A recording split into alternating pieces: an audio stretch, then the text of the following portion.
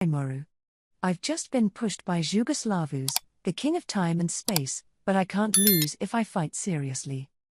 The Chloes were full of energy. I had expected them to say that, so wasn't surprised. I decided to make an offer. Then I have one condition. What conditions? Once again, you will use the Lord of Time and Space, Jugoslavus, to win perfectly. Huh? If it's only for a short period of time, it's not working for Ju because it's too short, he said. If she hadn't been so hasty, Chloe would still seem to be in full command of her skills. It's a matter of seconds, but it's not enough time to force Ju, who has great skills, into a desperate situation. That's why Chloe was accidentally out of tolerance once, but should be fine next time. I will also help. I'll help you with the arithmetic, you try it again. In that case, I personally have no problem with it. Rimuru is opening up the computing field, right? That should control it. Chloe and Chronoa accepted my offer.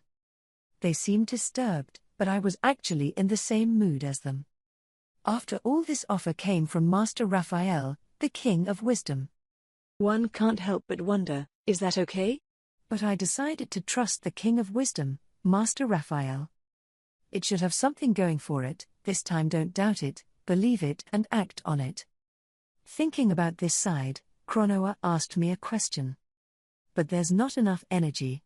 The energy is currently enough to turn into a combat type, but not back enough to pause for time. Even if the energy efficiency is improved with the help of Rimuru, the current Chloe is not able to use it as well as it should be. I actually noticed that too. Next, it should be expected to lend power, but is that enough? Answer: yes. No problem. Master Raphael, the King of Wisdom, gives a firm answer. There's probably something to it. I'll stop pursuing this in depth. No problem. If it's not enough, I'll be ready. Though the one responsible for the preparation was Master Raphael, the King of Wisdom.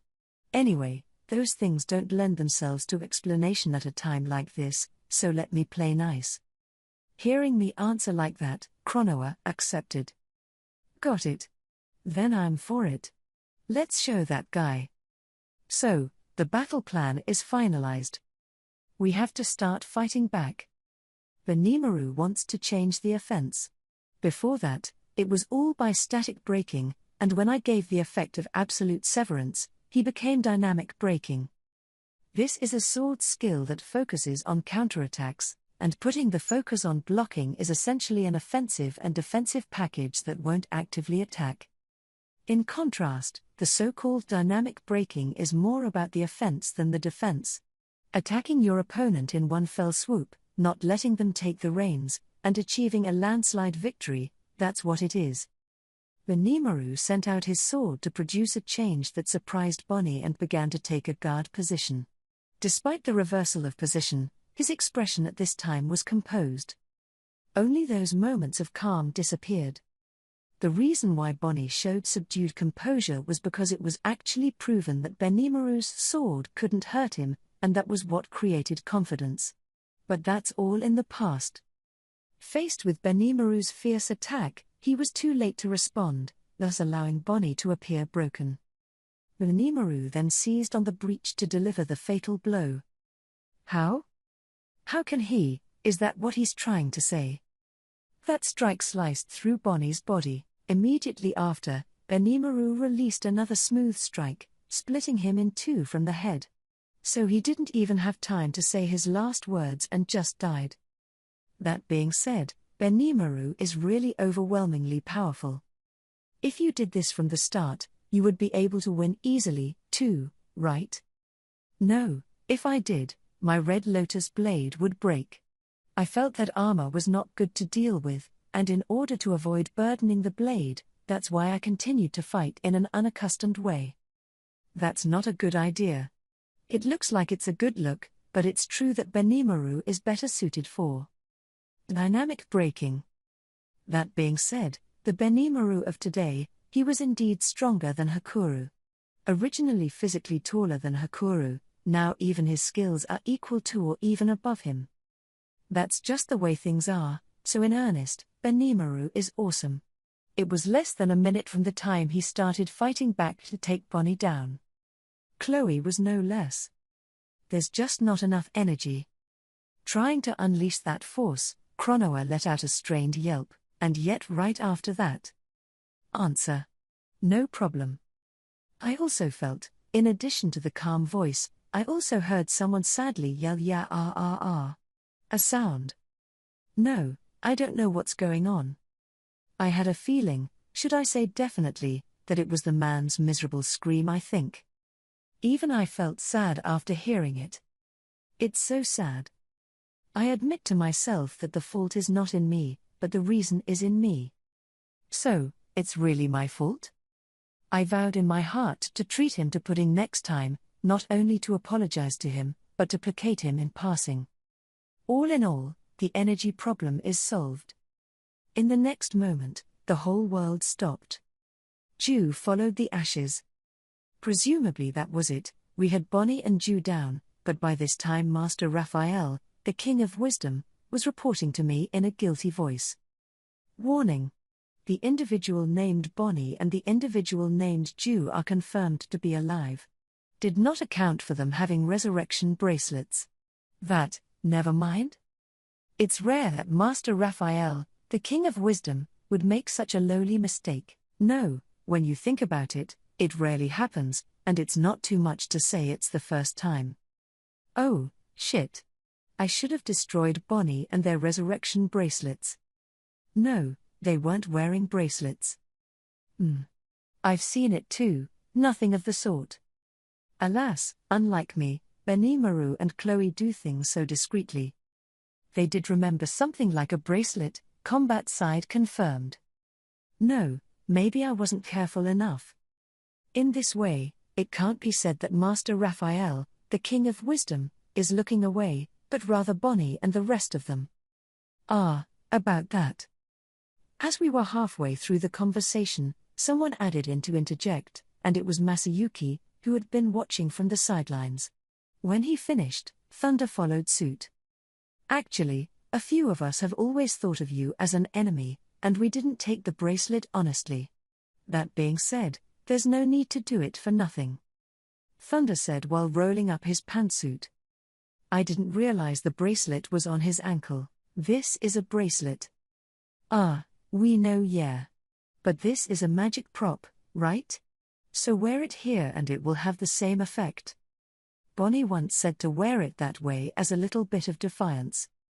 It seems that Bonnie had anticipated the possibility of things turning out this way before he set aside this hand. Benimaru scratched his head and smacked his lips, while Chloe's side was exuding displeasure. I'm sure there's a big fire under that mask. Since that is the case, one cannot expect Master Raphael, the King of Wisdom, to do some precautions first. After all, through Dew's power, the place was isolated, and thus communication with Ramirez was hampered. Although it should be possible to communicate with Veldora through mind talk, I don't think it's easy to explain things correctly. And considering the amount of work of the King of Wisdom Raphael Master, God knows how much information it has to be processed side by side, just to think about it feels like a headache. The challenge is to give the Benimaru the absolute severance and to assist Chloe and Cronoa in controlling the King of Time and Space, Yugoslavus. The rest is more to maintain my absolute defense, plus the ability to pass Bonnie, and the rest is too much to count. In this case it's hard to predict that some idiot will put a bracelet on his foot. It can't be helped, it can't be helped. Yeah. Forget it. We've seen how much these guys are capable of, and we're sure to win the next time we play them. Although it would be worrying to send someone else besides me, one can always think of countermeasures. In the end we came to this conclusion, and Benimaru and I decided to forget about this incident. Just like that, we held off Bonnie and Dew. Not being able to finish them off was a big mistake, but we all decided to forget about it, so it doesn't count. Although the betrayal by his peers was a blow to Masayuki, I am sure he will try to pull himself together. I was thinking about this while watching him walk around with no energy, going back to convince the others and watching him. The war will continue. Although I'm embarrassed for Masayuki and them, I don't have time for their business right now. I decided to leave Masayuki and them to Chloe to take care of, and return to the control room with Benimaru. This time we should really clean up all the enemies in the maze. The only thing left to do was to watch over the last battle, and the room already had a few guests who had come first. Ah, Rimuru. The sudden inability to get in touch with you scared me to death. Just say it. But I'm not worried at all, and would like to complain to you about it nonetheless. Besides, Ramirez had to come over anyway. So we'll just hurry. No, we'll just come over a little bit and see what happens. Ramirez looked worried, coupled with the towering Veldora. Please don't take away my magical essence out of nowhere. Although he complains about it, he's clearly worried about me. This guy is just such a place to be cute. So say, Master Raphael, the King of Wisdom, you might as well talk to the other side first to get permission before you borrow the power of Veldora. It's too late to say those things, it won't matter. To say that it was too late. You've been using it without my permission, haven't you? It always felt like Veldora was used to it too. If that's the case, then I'm sorry for Veldora. Not only do I have to prepare a delicious snack for him, but I also have to prepare a new comic. I seem to have worried you. But Veldora can contact me no matter where he is, and if anything goes wrong it's up to you. Is that so? Master? Ahem. That's why I said there's no need to worry. This time, Ramirez began to glare at Veldora. Presumably trying to hide his shyness, Veldora changed the subject with a condescending attitude. So, since everything's fine, let's hear what they have to say, shall we? Hearing Veldora finish, I looked along his line of sight, only to find Miss Thraney and Sue right there, plus a suspicious man tied up in 5 flowers. I've long detected the Sue of their scent, but who is the other one? Miss Thraney looked exhausted and was drinking juice. She seemed to have some left in her, so I left it at that. I looked to the Sue instead and asked. That's right, I went straight to the place I heard about from Moss and found out that it was this man who was fighting Miss Thraney, our enemy, Laplace. It was Laplace who was tied up in a pile at the flowers. He had been beaten to a pulp, but at least he had a breath. How is that guy still alive? Benimaru asked Sue in an icy voice. It's a rare thing. He's a killer. I wanted to kill him too, but this guy kept insisting that he had to talk to Lord Rimuru. Must be a trap. With one side of his mouth talking, Benimaru drew his blade. Just then, the whole of Laplace, who seemed to have air, bounced as if he were a caterpillar. I thought to myself how dexterous he was, and at the same time, a little funny. Ah ha ha ha. I seemed to have laughed out loud by accident. First, wait a minute. Don't laugh. Stop those men. I don't even need to salute. The killing aura on Sue's body was even more intense. But that was just fine, the silent Benimaru was even going to cut Laplace to death. I rushed to intervene, all in all, to get Benimaru to cool off first. You calm down. After all, we're still in a truce with that Yuki guy, right? Now that Laplace is here, let's hear what he has to say. Sue echoed my words. Despite angry but still obeying the morals, Sue was really forgiving and calm. Only then did Benimaru realize that he had been too reckless and retracted the sheath of the tie blade. So what do you have to say? This is a really scary place. The eldest sister over there doesn't listen to anyone either, and she's much better than she was when we met before.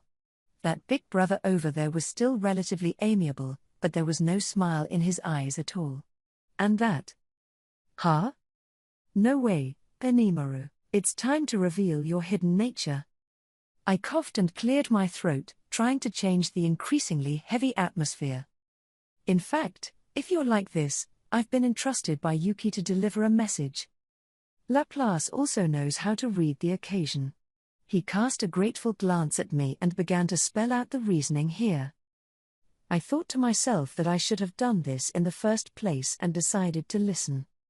That's the way it is. You watch out for Bonnie and Jew. Benimaru and I remained silent and couldn't help but look at each other.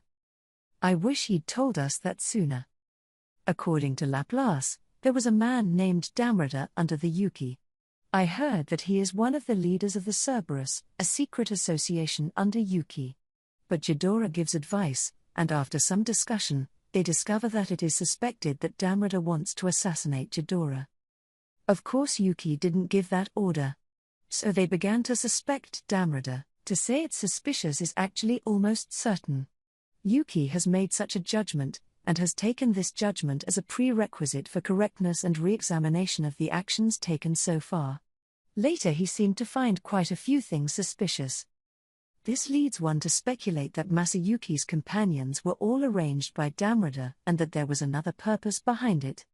That's why Laplace rushed back from dropping off other assignments and was assigned to deliver the message. As Laplace's words grew more and more, Miss Thraney's face grew harder and harder. Why didn't you come earlier and pass on the word? That kind of thing where you don't have to ask and know what the answer is. Since this is the case, make it clear that it is so. That's why I told you several times that there was something very important to say. But you said, only ghosts believe you. You don't listen to the troop. Well, that's all because you're so suspicious. I've also got some unpleasant memories of you slipping away, so I've got all the energy I need to say I'm not going to make the same mistake again. Don't you think you're overdoing it? You said, shut up and cut the crap. I don't listen to any explanation. Seeing the two arguing ugly in front of me, the answer was clear enough. Have you two been fighting? That is enough. The indignant Laplace began to turn on himself. Sounds like it's been a fight, more than a few days, I think it's been about 10 or so. No wonder he'd be indignant. I'm so sorry. Miss Thraney only realized that she had made a mistake in the first place, and apologized to me with a red face. But who among us has the means to blame Miss Thraney? You should have trusted Laplace more. That's a tough one to say. Because even now he's suspicious. I don't think you can judge people by their appearance, but this guy always does weird things. I think there's something wrong with people who would trust such a dubious character, that kind of talent. Although it was Miss Thraney's mistake this time, I can't blame her. Benimaru was the same, he just wanted to cut Laplace down and had no position to complain. Sue also looked embarrassed. It should be said that thanks to him he had the means to endure bringing the guy over here. Anyway, those things are in the past. Let's not get into a bullseye and put these things in the water. Now it's an afterthought and a pain in the ass to think about it. So say, find a way to stall it now. More so than that, the battlefield situation is now. Not knowing what would happen until the last moment.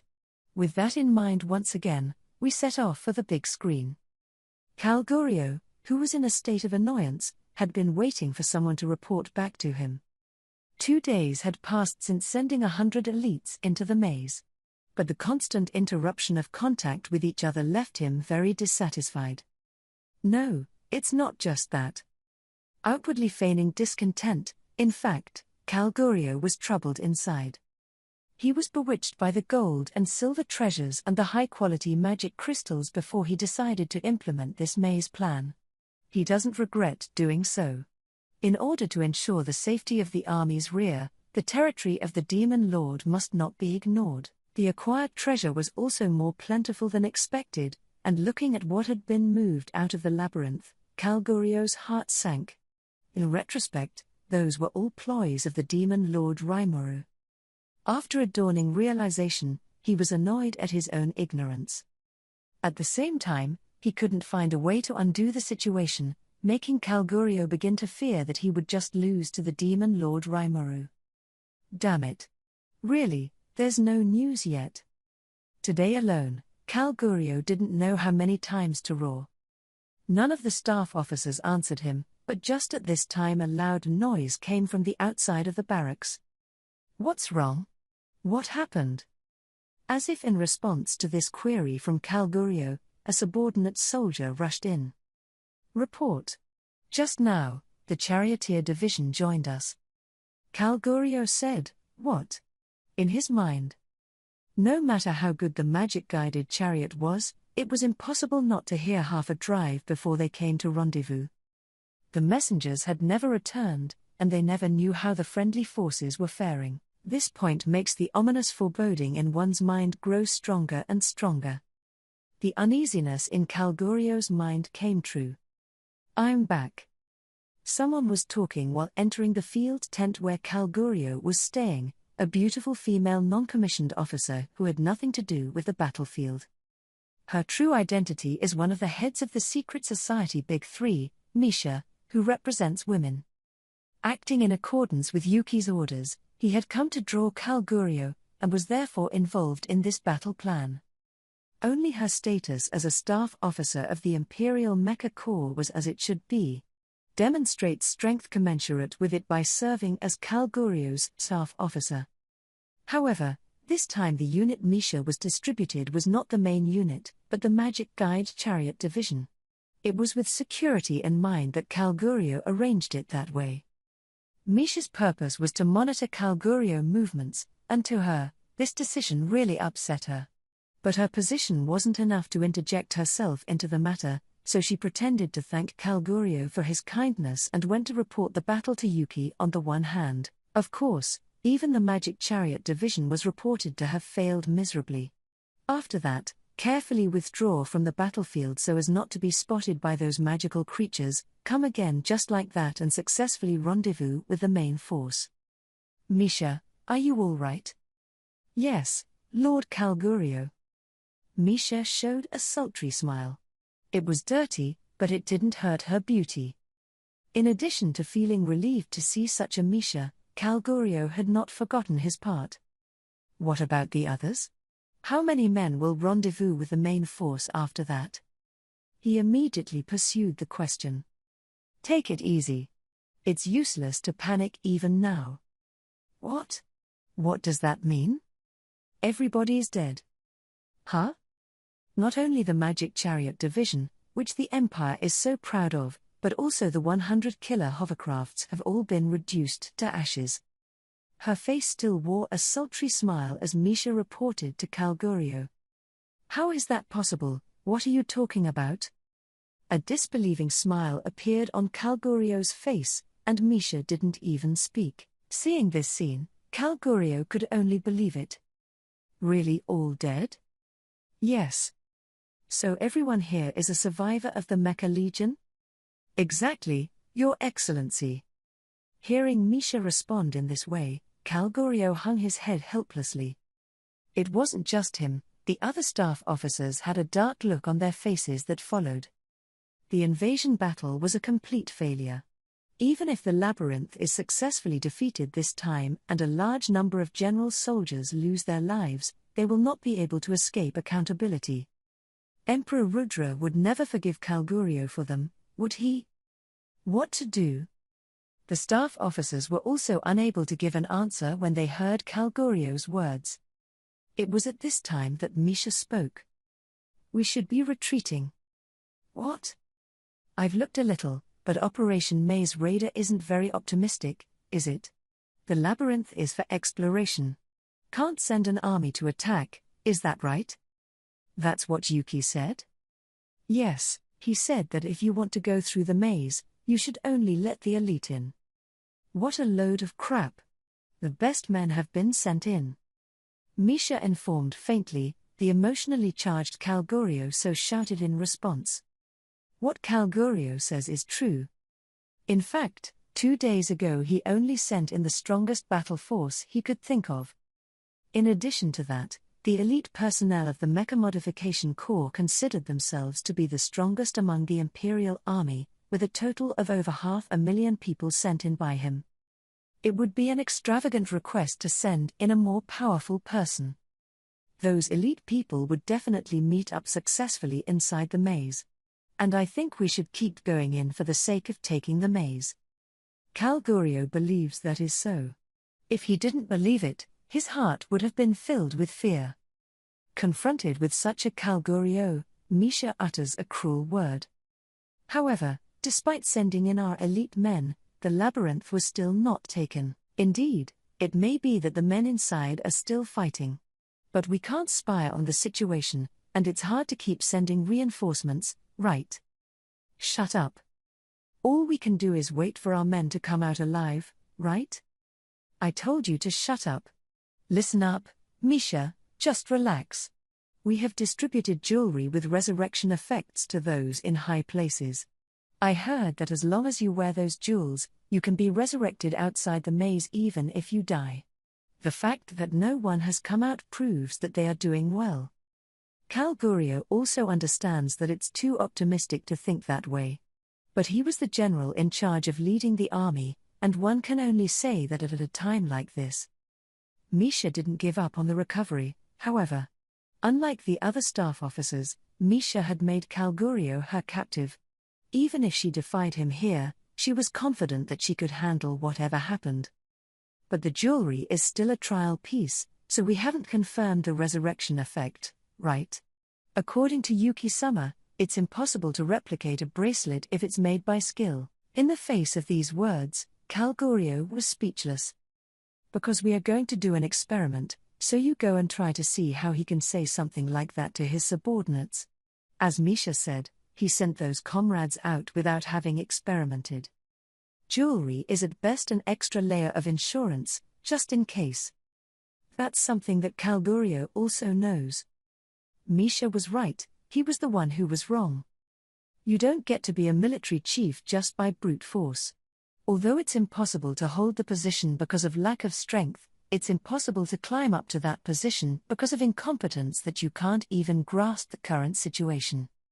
Only to come across a structure that even 500,000 elite people can't cheat, Calgurio said anything is unwilling to believe that is true. That was a great military force, enough to turn several metropolises into ashes. It was originally thought that even in the worst-case scenario, they could still destroy the maze and escape. Not only that, there are already a number of dead people at the moment.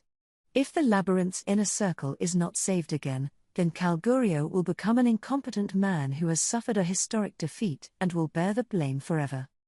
He had originally led an army of 940,000, but now he had less than 200,000 men left.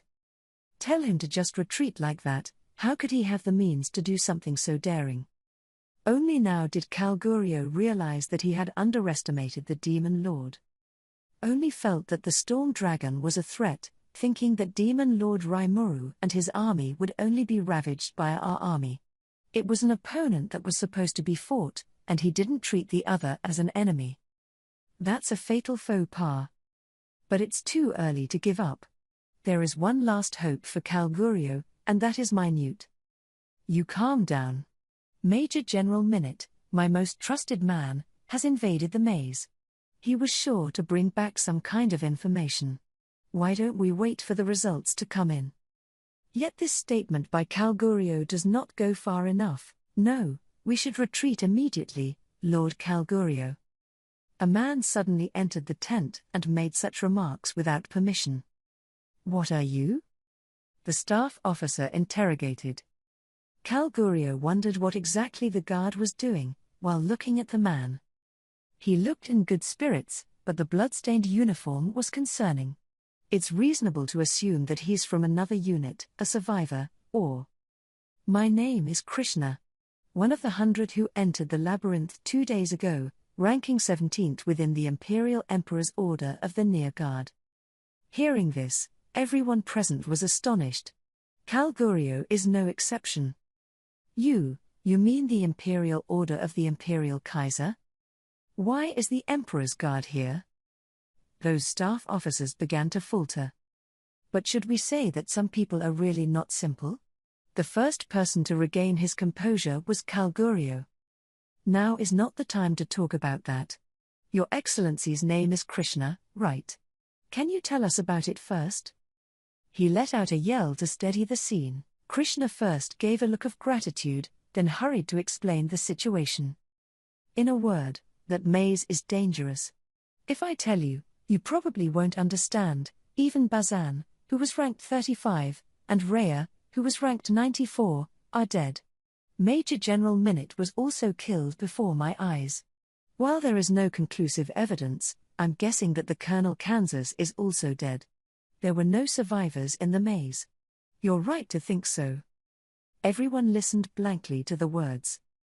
It wasn't true, Kalgurio was tempted to shout, but Krishna's eyes were serious.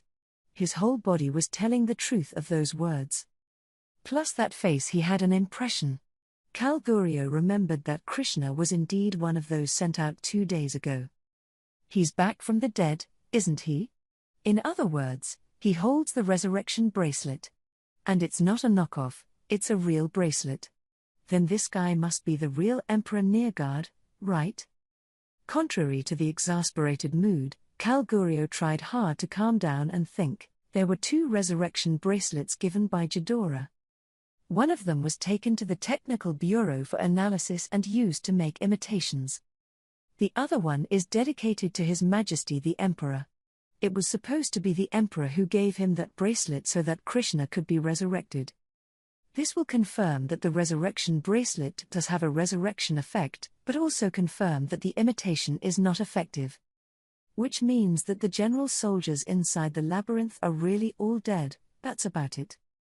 More than 500,000 of the general's soldiers had been killed. The thought of that fact left Kalgurio with no blood in his face. But there's no time for that right now. Krishna's commentary isn't over. And the man who killed us is not even the demon lord, not even the 4 heavenly kings below. It's a monster who we haven't even heard of. It's like one of the 10 labyrinth lords, but that guy is very different. That being said, the fighting abilities of the 10 lords of the labyrinth alone were enough to rival and even surpass those of high-ranking demon generals, and among these monsters, the one who called himself Zijin was simply as strong as if he was from another subdivision. And even Krishna knew he certainly couldn't beat him. I'll say it again this time, to retreat.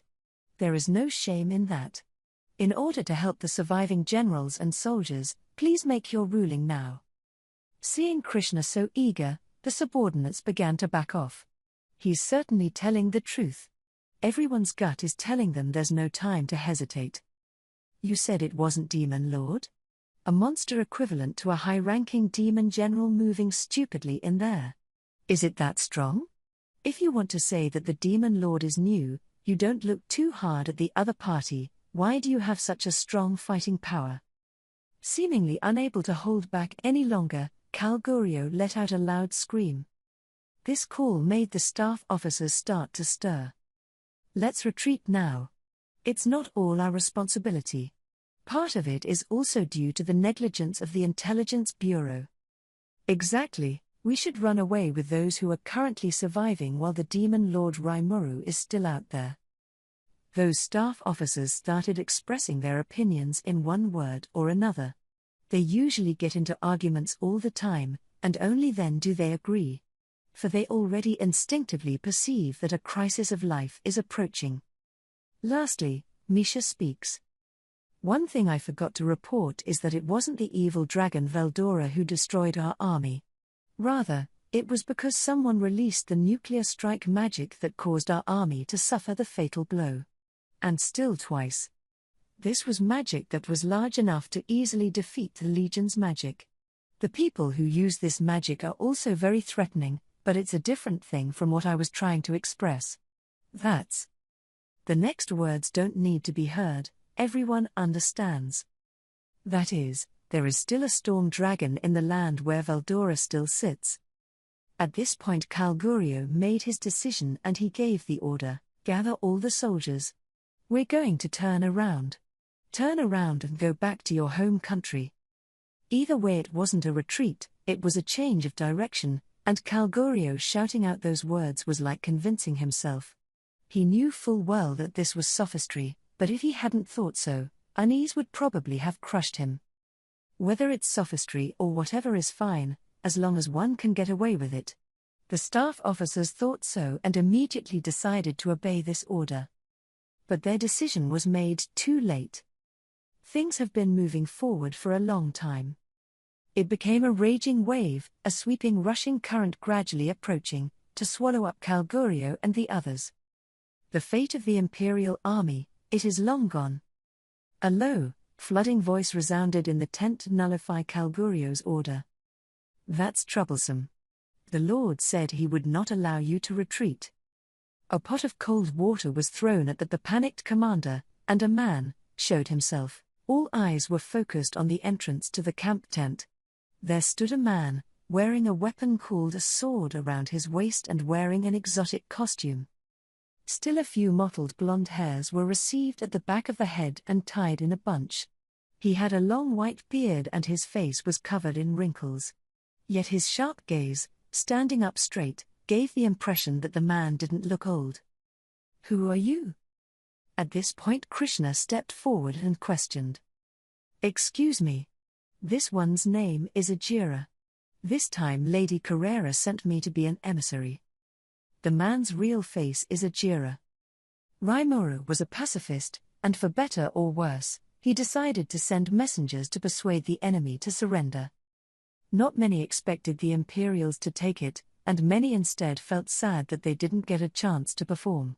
But Ajira was one of the few who had normal values, and he began to assert that it was the habit of martial generals, and Geld agreed.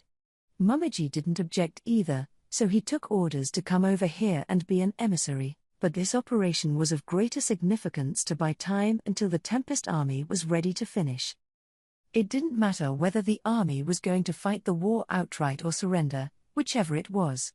But they are not allowed to escape. Anyone who takes part in this aggression will be punished. That was the decision under Rimuru. Ajira respected him. So there was absolutely no way he was going to let Kalgurio's army go this time. Faced with such an Ajira, one of the staff officers raised his voice. You said you were an emissary? My lord is referring to the demon lord Rimuru, right? Hearing the other person ask that, Ajira's expression instantly became sinister. It would be arrogant not to pay tribute to our great lord. Just go to the afterlife world and reflect hard. When this was said, the staff officer who asked the question followed suit. Everyone on the scene didn't feel Ajira pulling the knife.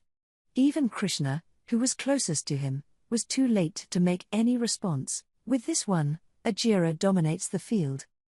In the silence of everyone silent, only he was heard asking aloud. It seems you have decided to listen to me. So this one says. Disarm and surrender to us immediately. That will keep you in slavery and keep you alive. If you want to resist, so be it. Let's fight valiantly to the death. We will wait an hour for you guys. If you want to surrender, you can do it in the meantime. That was all Ajira said and turned away. At that moment Kalgurio thought desperately about what was the best thing to do. Then, with a glimmer of hope, he decided to deal with Ajira. Wait. No. Just a moment, please. What is it? Ajira stopped in his tracks and turned his head to look at Kalgurio. Excuse me, my name is Kalgurio. I am the chief of this legion, the supreme leader of this campaign. So what do you want to do? Ajira's aim was to buy time, to spend it in no hurry to get back. Although he wasn't interested, he decided to listen to what Kalgurio had to say. Seeing Ajira react in such a way, Kalgurio put all hope in bargaining.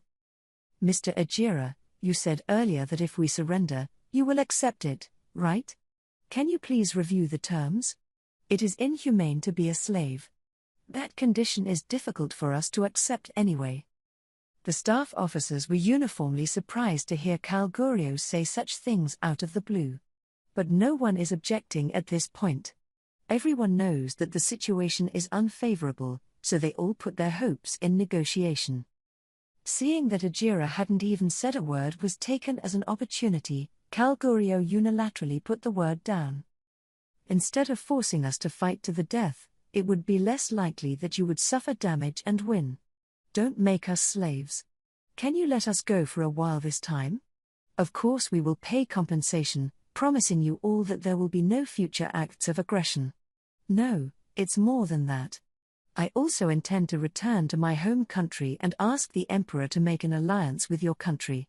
If the Empire joined forces with your country, It would be easy to dominate the world, and being able to have an advantage relative to other demon lords as well. I think it's not bad for His Majesty Rimuru. We will not forget this benevolence. How? May I ask you to pass it on to His Majesty the Demon Lord Rimuru? Calgurio lobbied desperately. Considering the current situation, both Operation Dworgen Raiders and Operation Maze Raiders have failed completely. All the soldiers who went to carry out the battle plan were killed.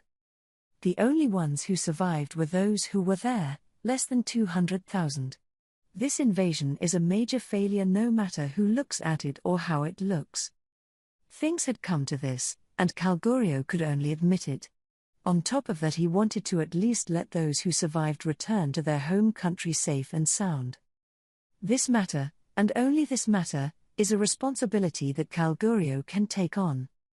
After saying what he wanted to say, Calgurio waited for Ajira to react. He understood that saying those things was all wishful thinking on their part, but not entirely without a chance of winning. Although the number of people is significantly reduced compared to the original, less than 200,000 is still a large army. The number of people should not be so far behind the Demon Lord's army, and if so many people turned into dead soldiers fighting like crazy, it should not be a good thing for Demon Lord Rimuru. The ground is not like a maze, and there is no way to rise from the dead. Thus, the proposal just made could give the other side a complete victory that he felt the other side would find worthy of review. At least that's not what this Ajira was able to do in front of his eyes in response to the Lord. He had to relay it to the Demon Lord Rimuru.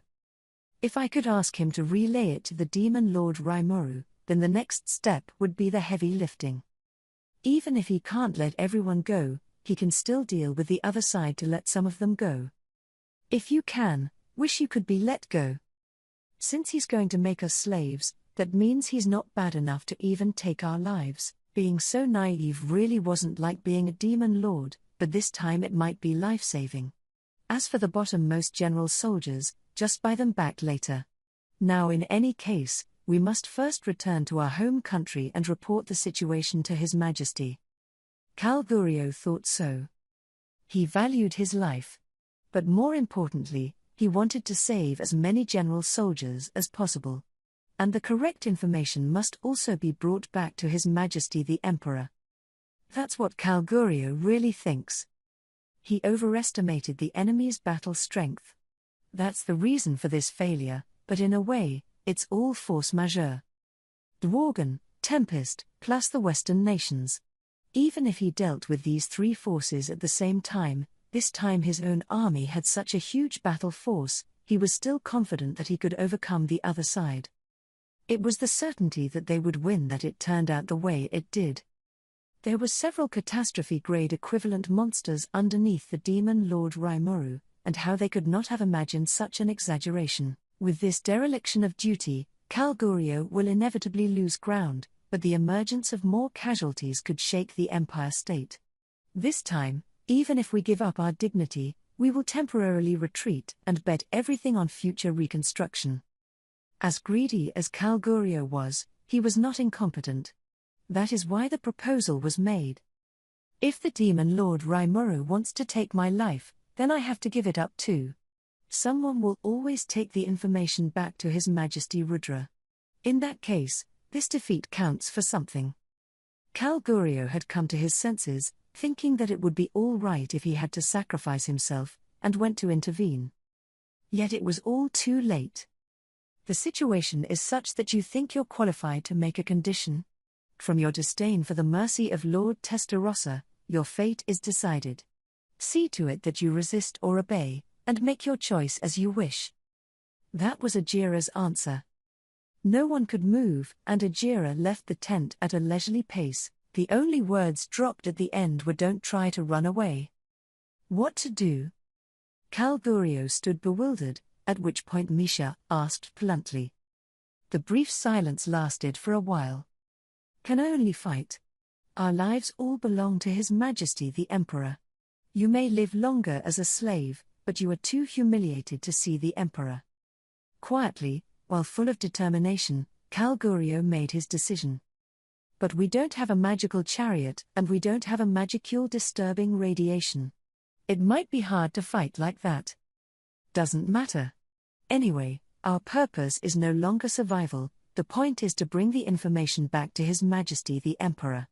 No matter how many generals and soldiers have to be sacrificed, even if it's just you, you will flee and live.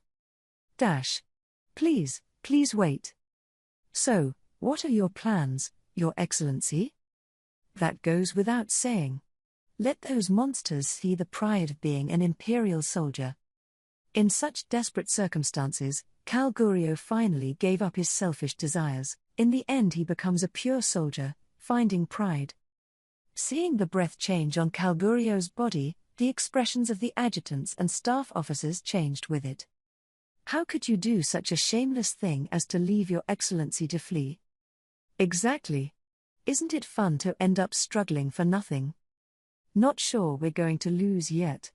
Next, we're going to show off the true power of the Mecha Legion. Everyone's words were full of energy, and morale was getting higher and higher. In such an atmosphere, it was only Misha who let out a sigh. Then let me run away. I don't have the backbone to go along with your suicidal behavior. It's like saying let me be the character that's annoying, she said while waving her hand. Calgurio revealed a bitter smile. Sorry. If it's you, that Yuki kid should be able to handle it for you. It is difficult to convey correctly to His Majesty the Emperor how incompetent we are. Understood, Your Excellency. Misha smiled bitterly at him as well, and no one stopped Misha. It wasn't hard for everyone to understand that it wasn't going to be easy to get out of here. You need someone to protect you. Let us take this mission. Before Calgurio's words could be uttered, silhouettes were already appearing in the camp tent. Their true faces are Bonnie and Ju, who have just escaped from the maze. It's the single digits. So it's Krishna, long time no see. Staying here is only a dead end. Do you want to come along? The words made everyone froze for a moment. Being the strongest fighting force in the Empire, the single digits had already predicted their defeat and said it themselves. This event is enough to express how serious the battle that awaits them next is. No. I want to be with Sir Calgurio. Yeah? Then I promise you that I will certainly relay your performance to Your Majesty. You will not die in vain, you will become glorious deaths of war. Be exhausted. That must make a meaningful death. These words of Bonnie's resounded heavily, and Ju silently agreed. The next thing you know, the two of them are leading Misha to a quick retreat from the scene.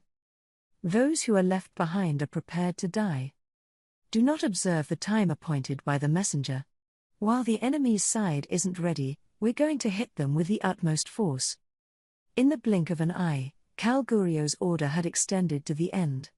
Then they were about to face a final showdown, and everyone stepped up to the plate in order to give it their all. Yeah? You chose a showdown. Seeing the Imperial Army step up to the plate, Geld salutes that. It's not certain they will win, not only that, but it's an overwhelming disadvantage in terms of numbers. Never be careless. In the face of a tiger that is fighting a beast in distress, you cannot let your own people die. The Second Corps, led by Geld, were in charge of the defense. To maintain the front line, protect the fire forces in the rear, that way they would naturally win. This is the tactic that dwarves excel at. Send in troops to act as a barrier and then cast powerful magical attacks. Simple and concise, good for Geld and the others. The 4th Legion was responsible for outputting firepower, and the commander was Mumiji of the Tengu clan. Go win for my husband. It was amusing to hear her inspire those gathered with these words. Starting the offense from the perimeter, it felt very scheming. Unknowingly filling in the other side's moat, waiting for the other side to return to find that the wood has become a boat. Geld thinks that Benimaru is not as strategic as Mumiji, and surprisingly, Benimaru himself doesn't think it matters. If he really didn't like it, he would have found a way to deal with it. Otherwise, the title of Generalissimo would have made us cry. The problem is that there are too many women who love the Benimaru. One of the famous ones is Albys. Within the management, they are known to compete fiercely with Mamaji. Whether or not Mamaji will be able to sit on the championship throne, we won't know until the end. This time Albys came with reinforcements too, and even Geld was confused, not knowing which side to cheer for. At this rate, someone will eventually not get what they want. It's better not to go too deep. Geld made very unlike the conclusion that the martial artist would have made. Afterwards, he changed his mood and once again confirmed that he was all set. The troops on standby in the rear are ready for full support, and there is no problem with the means of attack. It wasn't just the main force led by Mamaji, but also the other forces led by Shion and the reinforcements led by Albys. As far as working with each other in this regard, as long as Benimaru is around, it's a relief.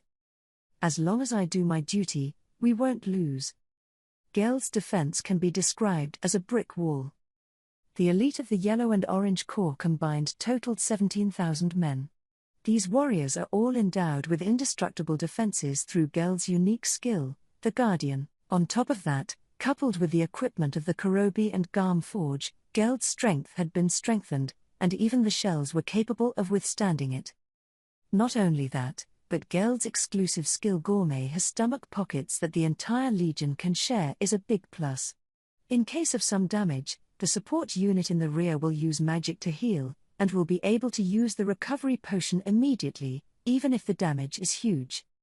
Just in case, Geld's stomach pouch was always stocked with plenty of recovery medicine. Not just this war, but to deal with all the situations, Rimuru took the restorative medicine they had created to Geld for storage. This way the quality does not deteriorate and is best for preservation. This time they have been given permission to use the potions to their heart's content. From the point of view of a supply station, such a unit is most reliable because it does not need to be moved separately and can be resupplied on the spot. The monsters will build strong walls of protection by their own flesh, so they can function on the battlefield. We can't lose, thought Geld. The rest is. His eyes looked to the sky. You can see a military officer named Carrera who was assigned to Geld's unit. Lord Rimuru looks forward to that power, and I'm eager to see it. It won't be long before the showdown. Excited to the point of shaking, Geld waited silently for the moment to come. Ahead of Geld's line of sight, Carrera stood still in the high air. She had been assigned to the 2nd Legion with 2 of her entourage, but was currently splitting up. Rimuru has given her the honor of playing in the starting lineup. As a martial arts general, Geld accepted them with open arms and said they could play as they pleased. The man was a good one, and Carrera felt he hit it off with herself. In fact, Rimuru had secretly ordered Carrera to protect Geld. The same is true of Testarossa and Ultima. If there were subordinates on the army's side who couldn't handle it, the real task for the girls was to buy time to deal with them, but this time is different. She was in charge of playing lead so that she didn't have to stay with Geld. In fact, when Geld and the others take on the defensive duties thoroughly, that's when there's no room for the likes of Carrera on the field. Now we have to figure out how to annihilate the enemy first. Therefore, Carrera intended to release the nuclear strike magic from overhead. One moment, please. What are you going to do now, Lady Carrera? Ending his mission as an emissary, Ajira had just returned and he rushed to stop Carrera. The cold-hearted gesture shown against the Imperial army had vanished. In front of Carrera, Ajira is also just a bitter guy. He had a bad feeling before he hurried back and seemed to guess correctly.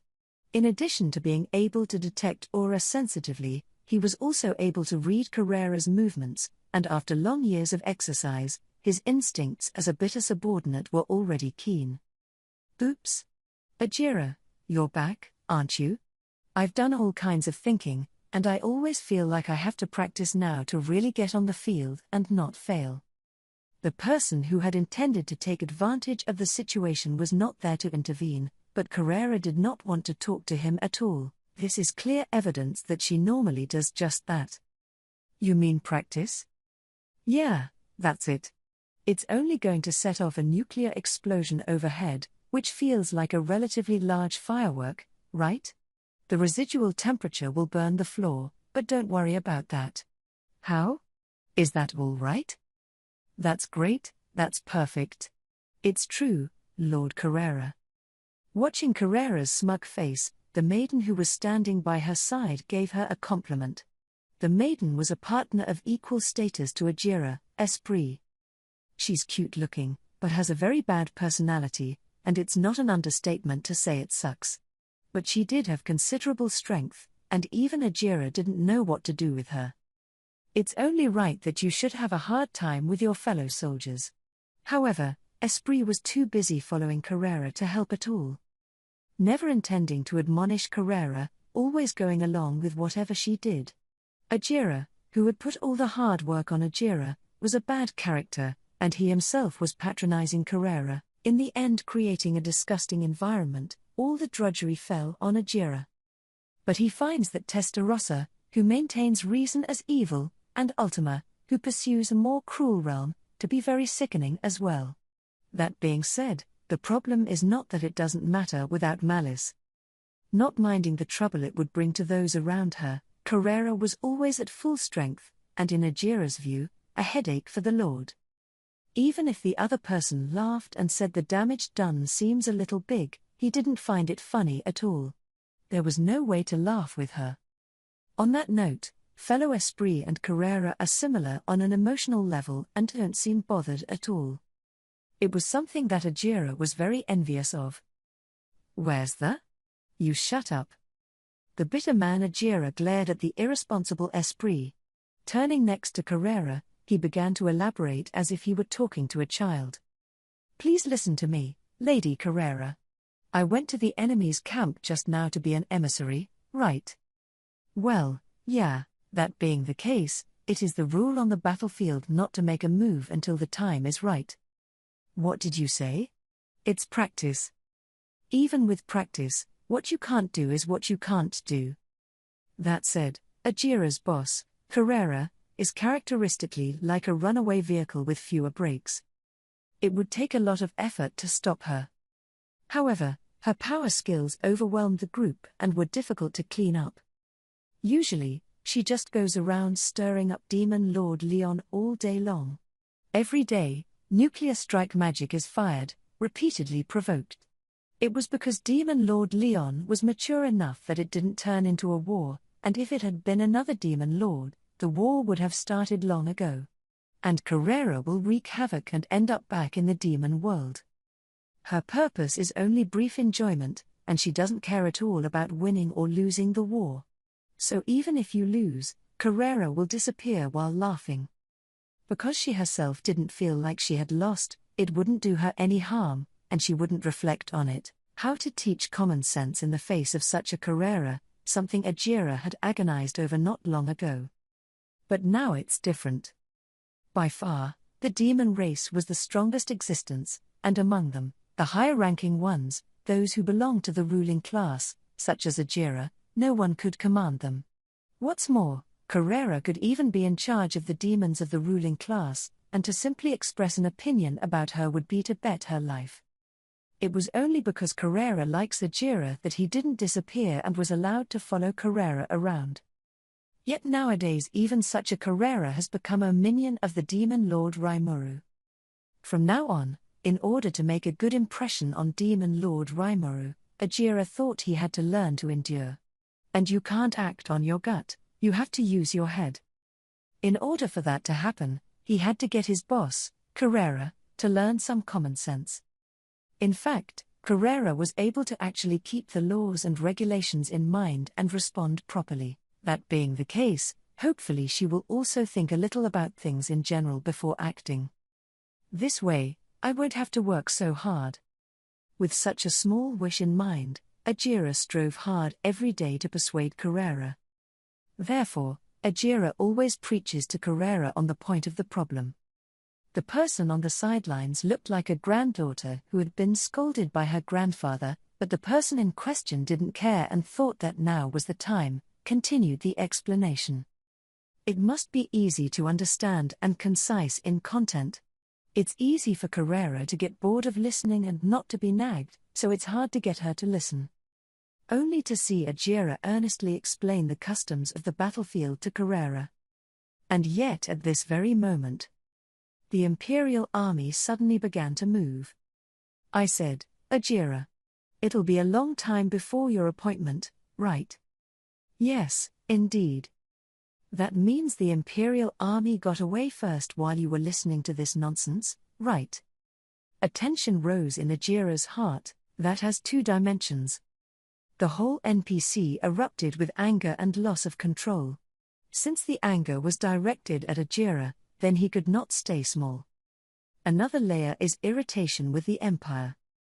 Still preaching to Carrera about the customs of the battlefield, she was unexpectedly taken down. Such unreasonable behavior on the part of the Empire was no different from betrayal, and Ajira had not been so angry for a long time. Lady Carrera, let's leave that old grandfather alone and let's go educate those fools who can't even keep their promises. At this point, Esprit uses thank me, you fool. The eyes looked at Ajira while pointing to the Imperials, as if to distract Carrera. Geld and the others are laying it down. Nearly 200,000 elite soldiers were closing in on them.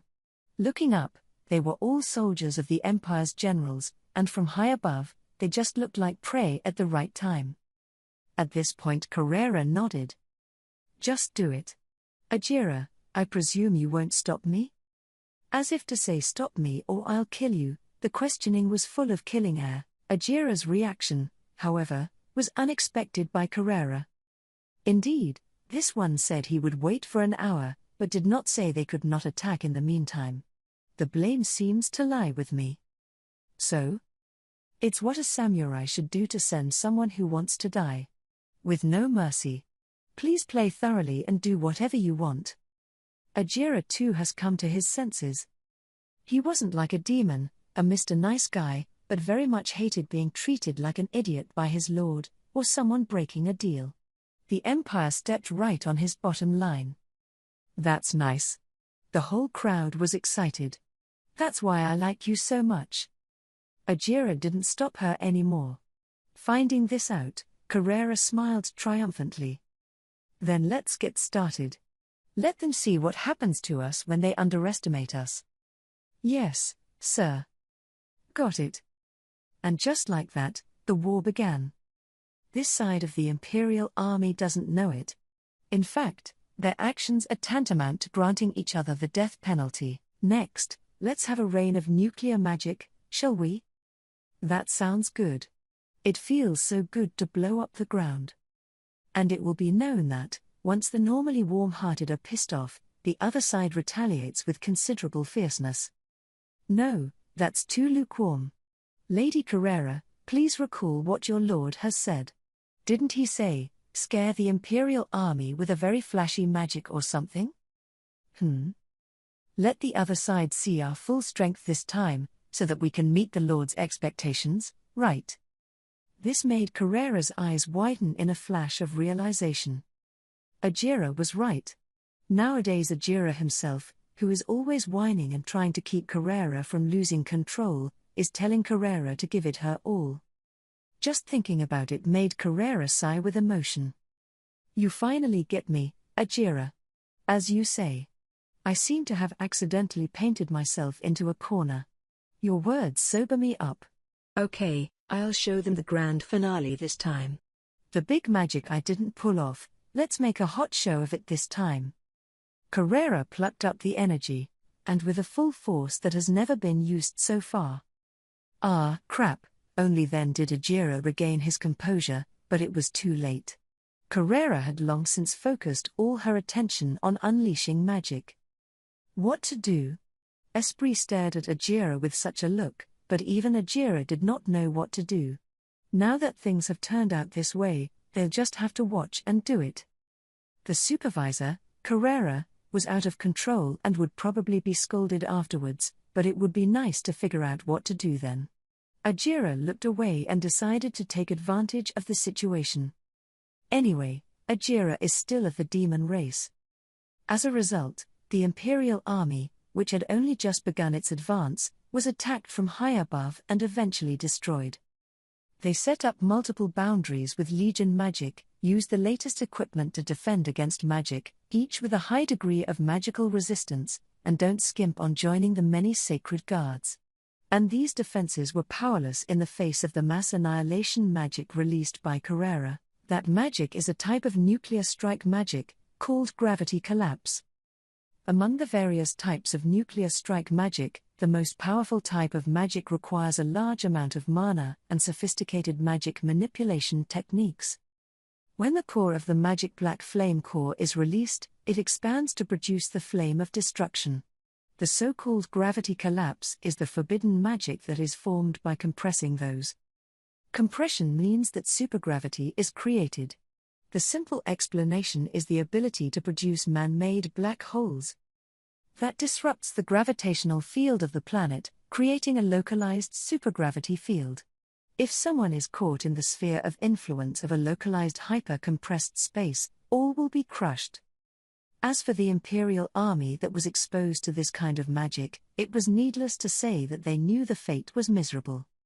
Gravity suddenly went haywire and the force increased. Under the influence, the soldiers of the Empire's generals, who could not even bear their own weight, were gradually crushed. Coming to the clearing was a defeat. There was no way they could escape from the eyes of the demons. More than 80% of the nearly 200,000 troops were trapped within the sphere of influence of that magic.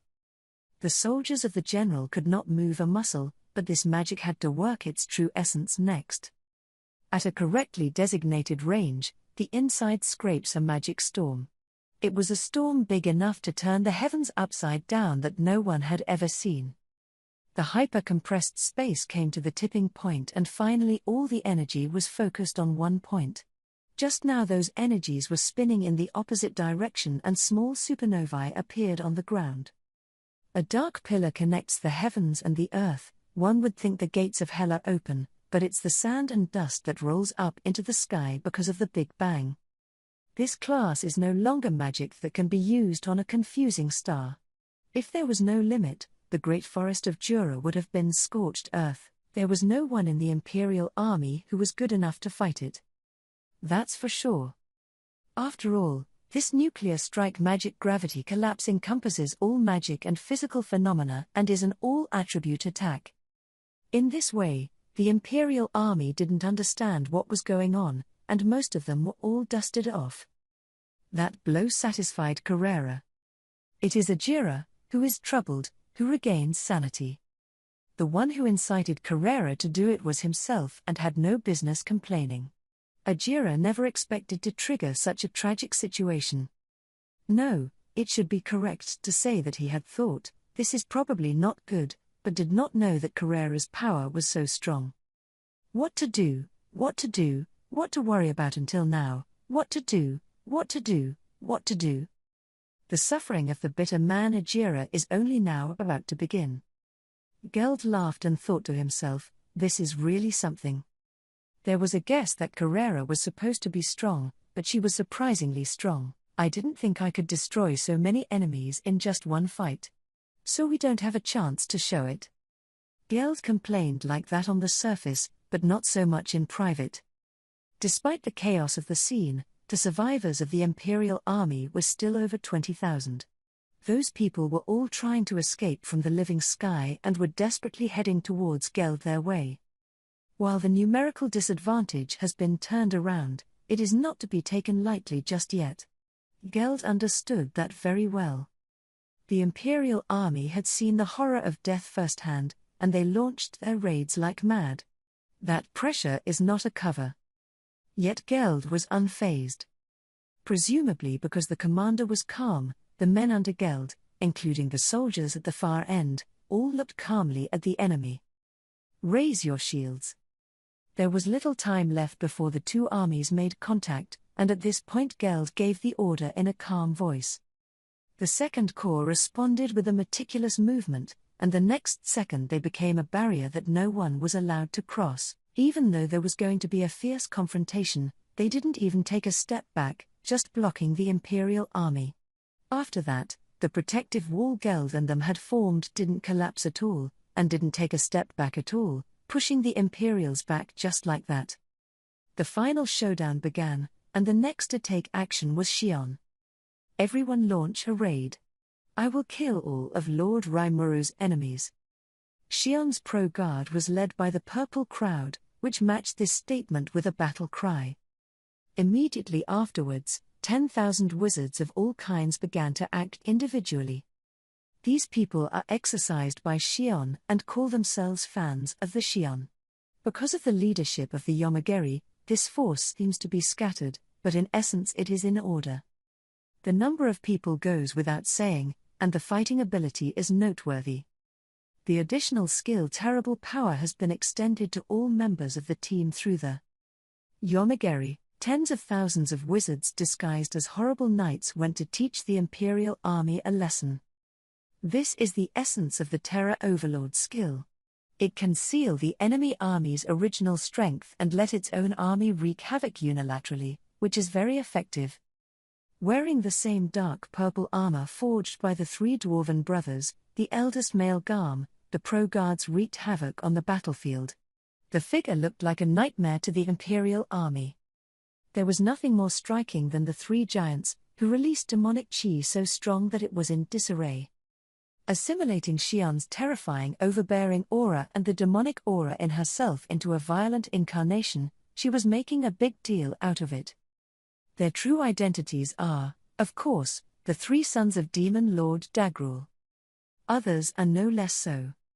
The purple crowd is responsible for attracting the enemy's attention, and other wizards take advantage of this opportunity to finish off the enemy. In this way, no harm would be done to their own troops and the number of enemy troops could be reduced. Gobso is one of them. The head seems to itch. Although he said such things if he didn't, there was actually an empty hole in the top of his head that had been pierced by a sword. This wound gradually heals and is a thrilling experience in the eyes of the unaccustomed. A true hobgoblin brother. Yeah. If it had been me, I would have died a long time ago. Gobso had also grown, and even his men were admiring. In between this back and forth, three vortexes emerge on the battlefield, centered on Dagrul's sons. Using that as a starting point, the left side of the Imperial army began to crumble. The pro-guards of Xion didn't let this opportunity go, and began to crush the Imperial general soldiers with a furious wave. Even if the general soldiers of the Empire went into a frenzy to fight and took out the potential that would be triggered by encountering fire, they were still no match for Xion's pro-guards. If one only compares individual combat abilities, there really isn't much of a difference. However, there was a world of difference in the level of sophistication, and in terms of skill, the pro-guard was even better. What kind of exercise did it take to get that way? The members of the pro-guard were groomed to be particularly good at combat, to the point of surprising people. Just as Xion was active on the right flank of its own army. The right side of the Imperial army also made waves. How? How can there be, poof? Yes, it's the order of the Beast King. No, I don't want to die yet, coup. The Beast King warrior regiment came over for reinforcements, and the reinforcements included the monsters under the Beast King. Raimuru had great kindness for them, and they wanted to repay it as best they could, and were giving it their all without reservation. That's a real monster. Indeed. Hearing Albi's murmur like that, Zar the elephant beast nodded. Great magic that had never been seen or heard of appeared before your eyes. The terrifying pillars that connected the heavens and the earth instantly reduced over 100,000 Imperial general soldiers to ashes. Yet the power did not diminish and still wreaked havoc on the battlefield. This one's a winner or loser. The only remaining question was whether or not the Imperial army side was hiding masters. They had to make sure of that so that the enemy would not be allowed to flee in this battle. Albis knew that Raimuru was normally a very generous man, and it was only fearful to see him thoroughly implement this policy. At the same time, she felt a deep sense of approval that this was how a demon lord should be. Although 20,000 troops were sent to help, it seems that they have become redundant. That way there is no way to make a big claim that it's a payback. Those kindnesses were meant to be repaid. Indeed. Then at least avoid making His Majesty Raimuru feel sad. We can't fight to the death. Do your best to leave everyone unharmed. You've heard it all. You must remember your pride as a Beast King's servant, and you must not let up until the end.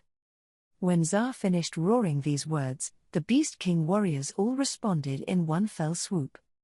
In this way, those fierce beasts also began to charge towards the right side of the Imperial army. It was at this point that the big picture was set. There was great magic at the back, and both the right and left were thoroughly ravaged. This time, the Imperial army could only wait to be surrounded and annihilated. Mumiji stared at it all with cold eyes. She was calm in her head, but a fire was burning in her heart. It's time. Let a fire of mercy be put out to save the enemy from the sea of suffering. Mumiji finished softly and signaled to Gobia. At this time, the Fourth Legion began to work together to raise their demonic aura. Through Gobia, the order was conveyed to the Kurenai, and the network was extended to all members. Following the Great Reversal, the demonic chi raised by those people were all transmitted to the Kurenai, beautifully tempered. Unifying these is Mumiji's task. Is it really okay? Gobia was a little uneasy when he asked, but both were dismissed with a smile by Mumiji. I'm going to be the wife of Lord Benimaru, and if I can't do anything to that extent, then what should I do? An unwavering confidence can be seen in that attitude. The integrated demon chi was even more concentrated, turning into a firepower that pounced on the enemy army. That's what Mumiji's proposal is. The way of combat was simple and quick, but if the integration of the demonic energy failed, she had to consider the possibility of an explosion. That way, Geld, who was in charge of maintaining the front line, would probably be hit by a wave. It was no wonder that Gobia was upset, but Mumiji's confidence made her keep her mouth shut. Mumiji was Benimaru's agent and the army was entrusted to her. To doubt Mumiji is to disbelieve Benimaru.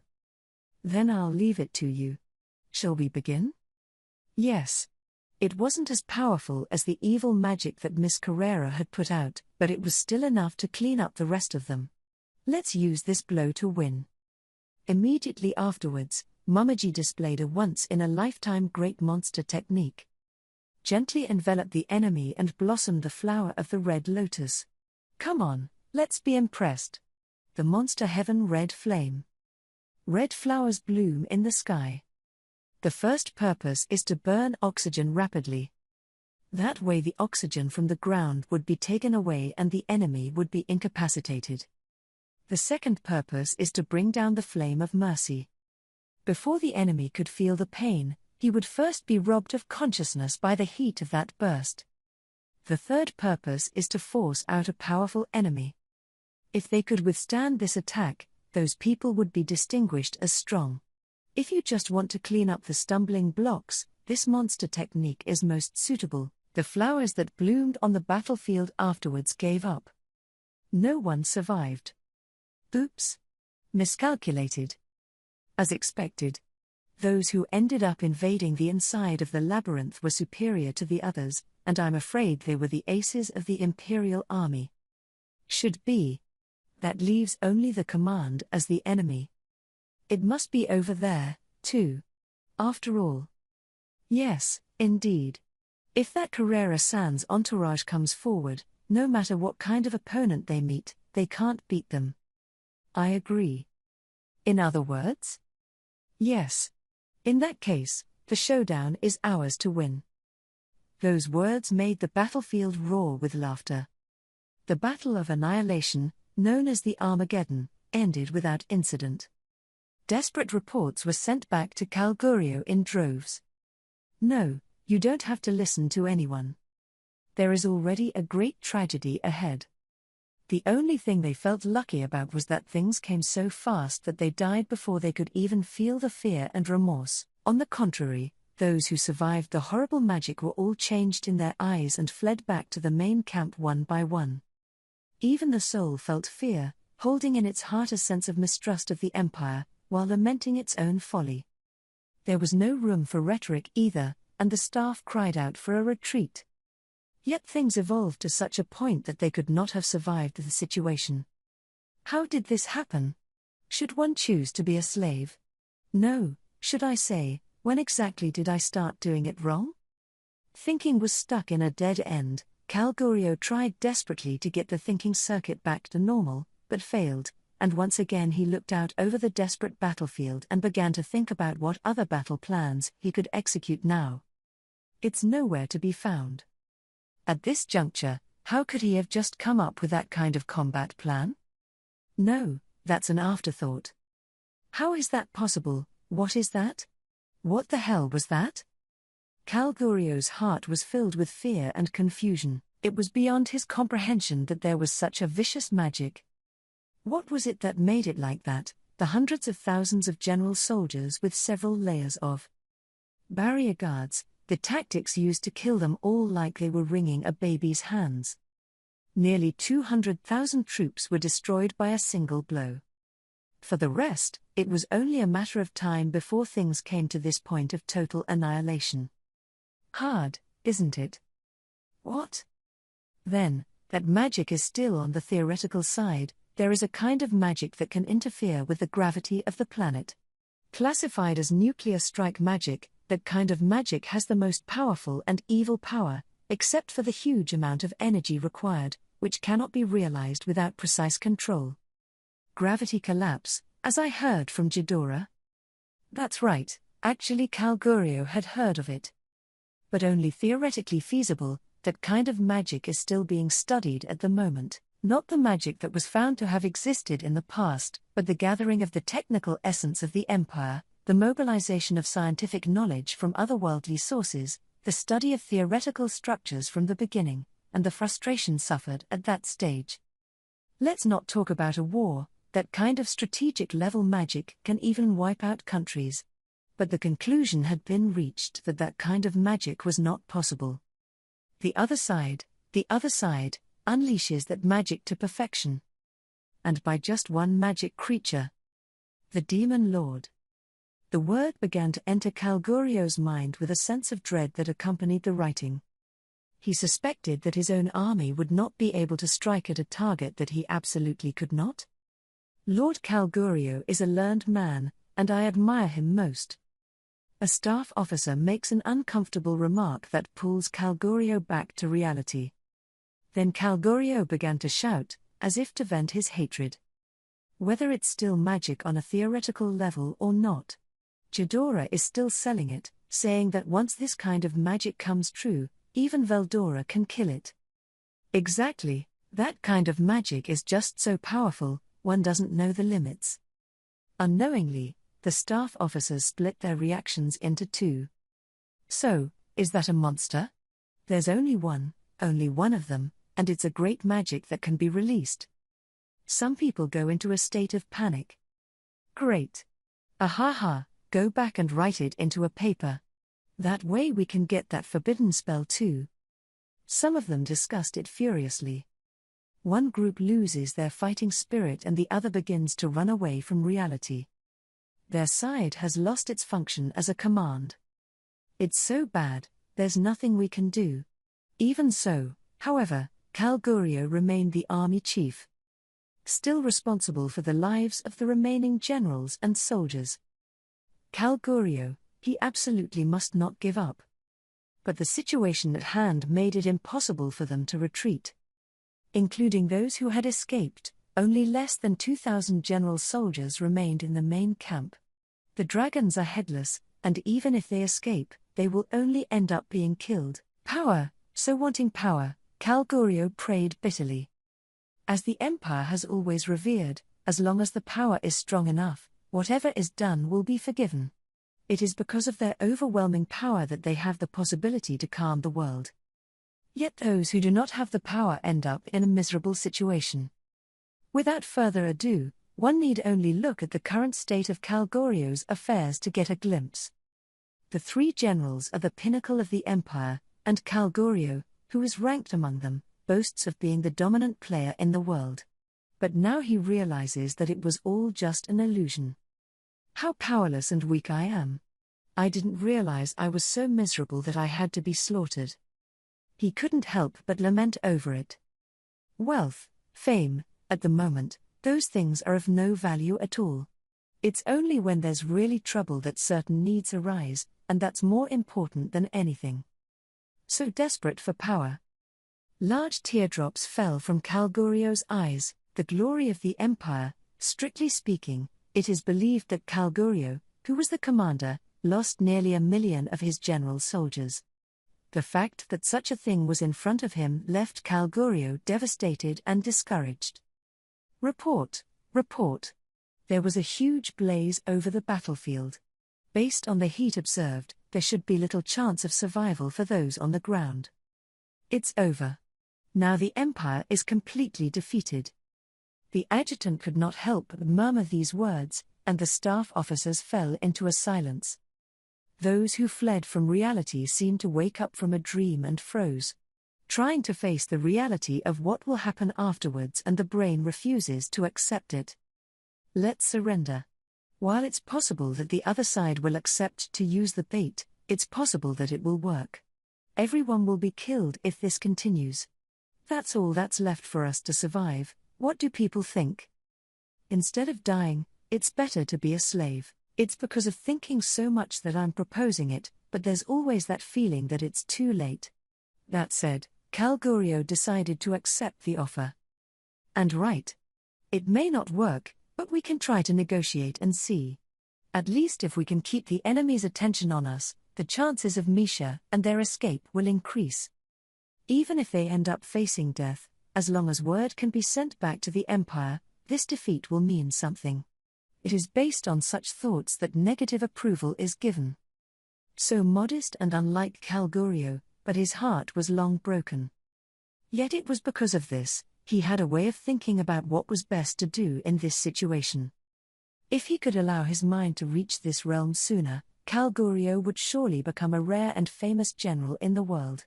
Abandoning so much lust and vanity, Calgurio takes back the wisdom he should have had. But these judgments were made too late. And Calgurio and the others have long since lost all hope. Kufa-fu-fa-fu. Surrender, right. Then there's trouble. You'll have to keep me company for a while. It was Diablo who spoke these words, and he appeared unconsciously in the tent. Dressed in butler's clothes as usual, a smile appeared on his handsome face.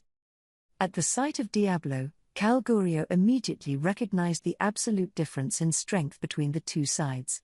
Now he has found his cool judgment and won't lay down his life for a boring sense of honor. The first thing was to engage the other side, so he asked the guards to put down their swords. It was the right thing to do, even if the battle was lost to the opponent. The afterglow from the corner of Calgurio's eye saw that Krishna was muttering something about it won't work. And the whole person crouched down. Like Calgurio, he felt the gap in strength between the two sides was too great to be filled with despair. Calgurio, while weighing the rightness of his choice, was the first to report his name. My name is Calgurio, and I am the highest-ranking officer in charge of this operation. May I ask your name? Asked that, Diablo responded happily. Oops. How polite. My name is Diablo. I am the loyal servant of Demon Lord Rimuru. Diablo is fond of saying his name. Faced with such a Diablo, Calgurio began to think. A victory over Diablo is unlikely. Even if everyone in the command went on together, there was no way they could win, right? That magical aura was even denser than the giant dragon's. As for the overbearing aura that emanated from him, it was much stronger than the demon Lord Clayman, who had also befriended Calgurio. And without anyone noticing the aura, Diablo appeared. This meant that he had invaded with such a powerful overbearing aura that it had gone unnoticed until just now. Such an untouchable strong man appeared, but Calgurio's heart appeared calm. This is an opportunity. They did not seem to allow our troops to surrender, but responded with an engagement. If it buys time, it is equivalent to being able to keep this dangerous man. Calgurio thought that it would also be safer for Misha and others to escape in this way. But he thought too hard. You're not trying to buy time, are you? What? It's because someone ran away from here that you're being used as bait. The idea of sacrificing the ego in this way is great, but it's a shame it's all for nothing. Because those people were packed away long ago. The demon was approaching quietly and would never spare the pathetic prey. As if to prove it, Diablo smiled. Then out of thin air, 2 bodies were transformed and left to lie on the ground. Could it be the single digits? At this point Krishna shouted with a stunned expression. The real identities of those bodies were those of Bonnie and Jew. At this point there was a tension in the command. It wasn't just Krishna who was shocked. Those who stayed behind clearly understood what a single-digit defeat meant. That is, they couldn't beat Diablo. No, more importantly. How, then our death, the death of all the generals and soldiers, will not mean anything at all. Deep despair assaulted Calgurio. Everyone, draw your swords. There's an intruder. To crush the invaders. At this time the adjutant let out a loud cry, and the guards followed the order. Unlike Krishna, there was no way to see through how strong Diablo was with the strength of these escorting martial officers. So they reacted and didn't know it was too courageous or unwise. Koofa-foo-fa-foo. You're all lowlifes, and you want to fight me like that? Diablo smiled dismissively. However, the adjutant was not weak, and he shouted after him. Shut up, you demon. There are more than 1,000 other warriors on guard here. No matter how good you are, what can only one person do? Like trying to hide his fear with anger, the adjutant said desperately. Calgurio couldn't move. He wanted so badly to tell the other man to stop, but couldn't even get the words out. This adjutant said, what can the enemy do with only one person, and Calgurio was tempted to shout that's not it, but it is only now that Calgurio understands what it means to be really strong, discover what Emperor Rudra expects of them. It only takes one master to defeat 1,000,000 armies. The proof is the superb magic that the enemy has just released. Plus there was a monster that could kill 2 powerful people named Single Digit, and even the Mecha Legion could disintegrate with ease. The evidence is Koofa-foo-fa-foo. That sentence came a little late. Those who survive are just you. It seems the adjutant didn't understand what the other party was saying for a while. Yet what was going on outside, Calgurio knew even without looking. He'd been paying attention since just now. It felt too quiet outside. At this point Diablo snapped.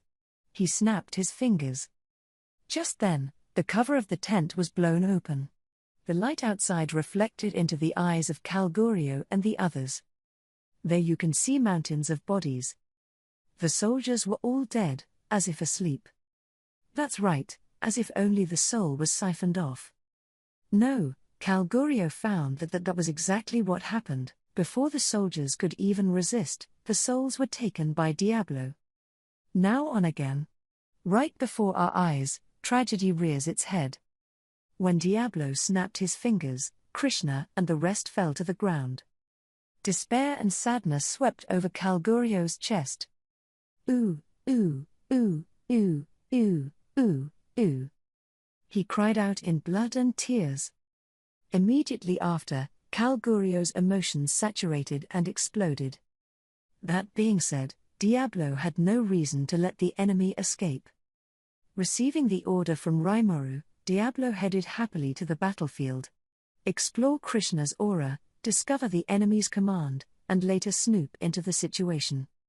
This time he just happened to run into Bonnie and the others as they came over, and Diablo wasn't going to let anyone get away, so of course he would finish them off. Those 2 were stronger than one might think.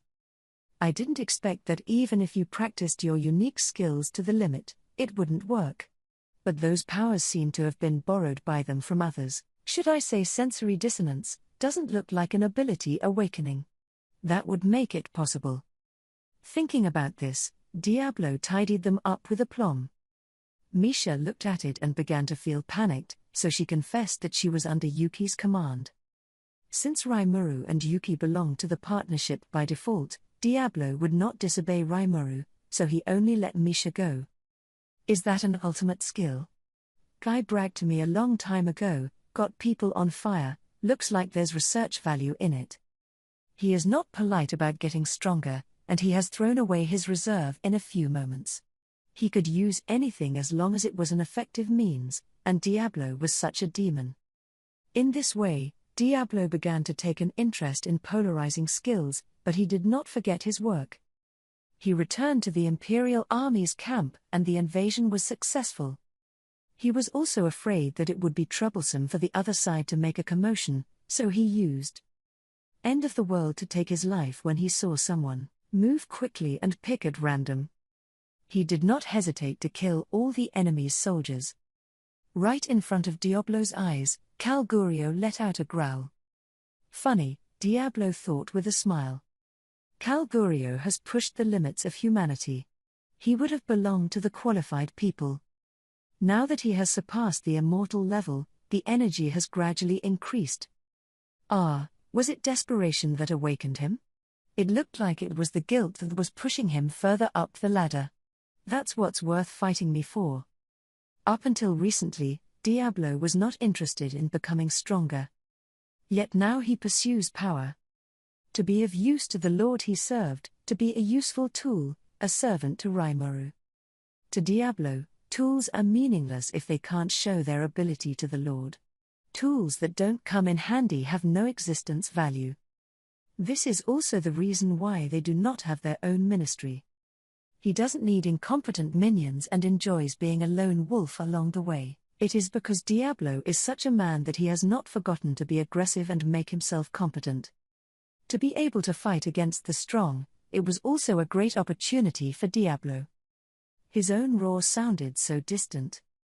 Immersed in such feelings, Calgurio awakened. Strength rises, and it's still a growing strength never experienced before. Very overwhelming, thought Calgurio. The killing of his partner left him feeling anger, despair and fear, and that became the key to pushing his limits.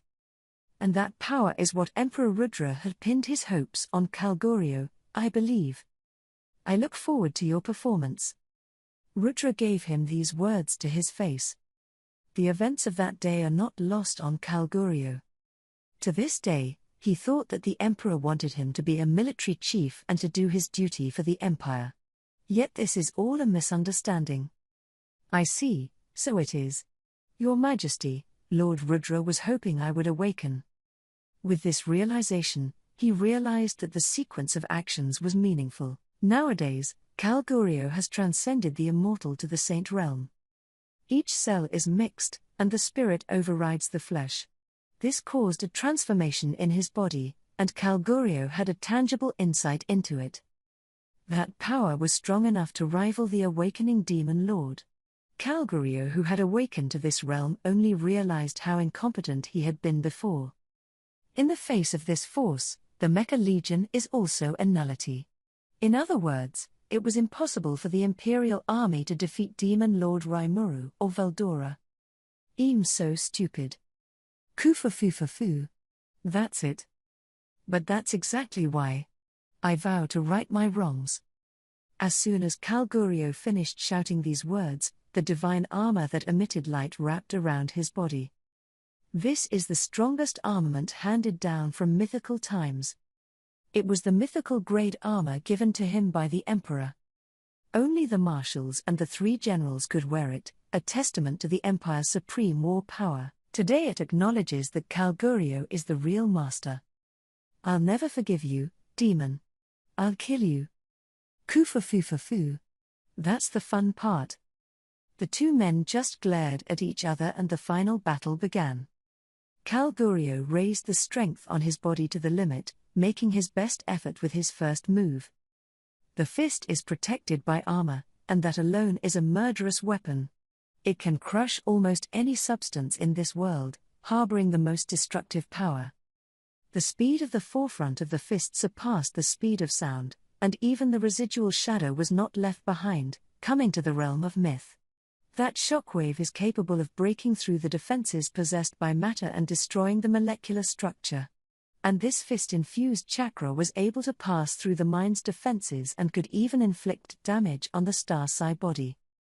In other words, even if the opponent is a spiritual lifeform, it can kill. Calgurio had heard of Diablo's name. He was one of the 4 heavenly kings under the demon lord Rimuru, the true face of the evil demon race, and incredibly, the report also states that he is a demon archduke who exists only in legend. Calgurio hadn't even taken the intelligence agency's findings to heart before and was now willing to believe the reports were true. Even 2 single digits to challenge can't beat that. Even if he really was such an appalling presence, it wasn't surprising. Yet there was no fear in Calgurio's mind.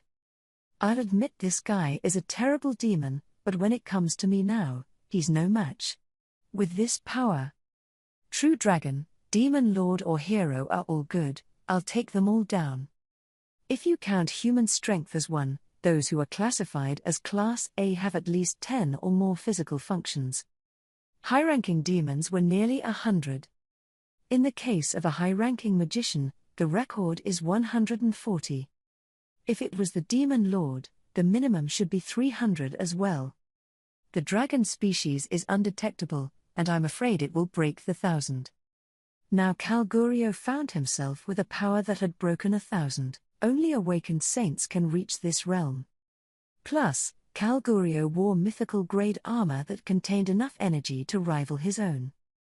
With this power, even the opponent, the demon archduke, could be exterminated. It's no wonder that Calgurio is so convinced.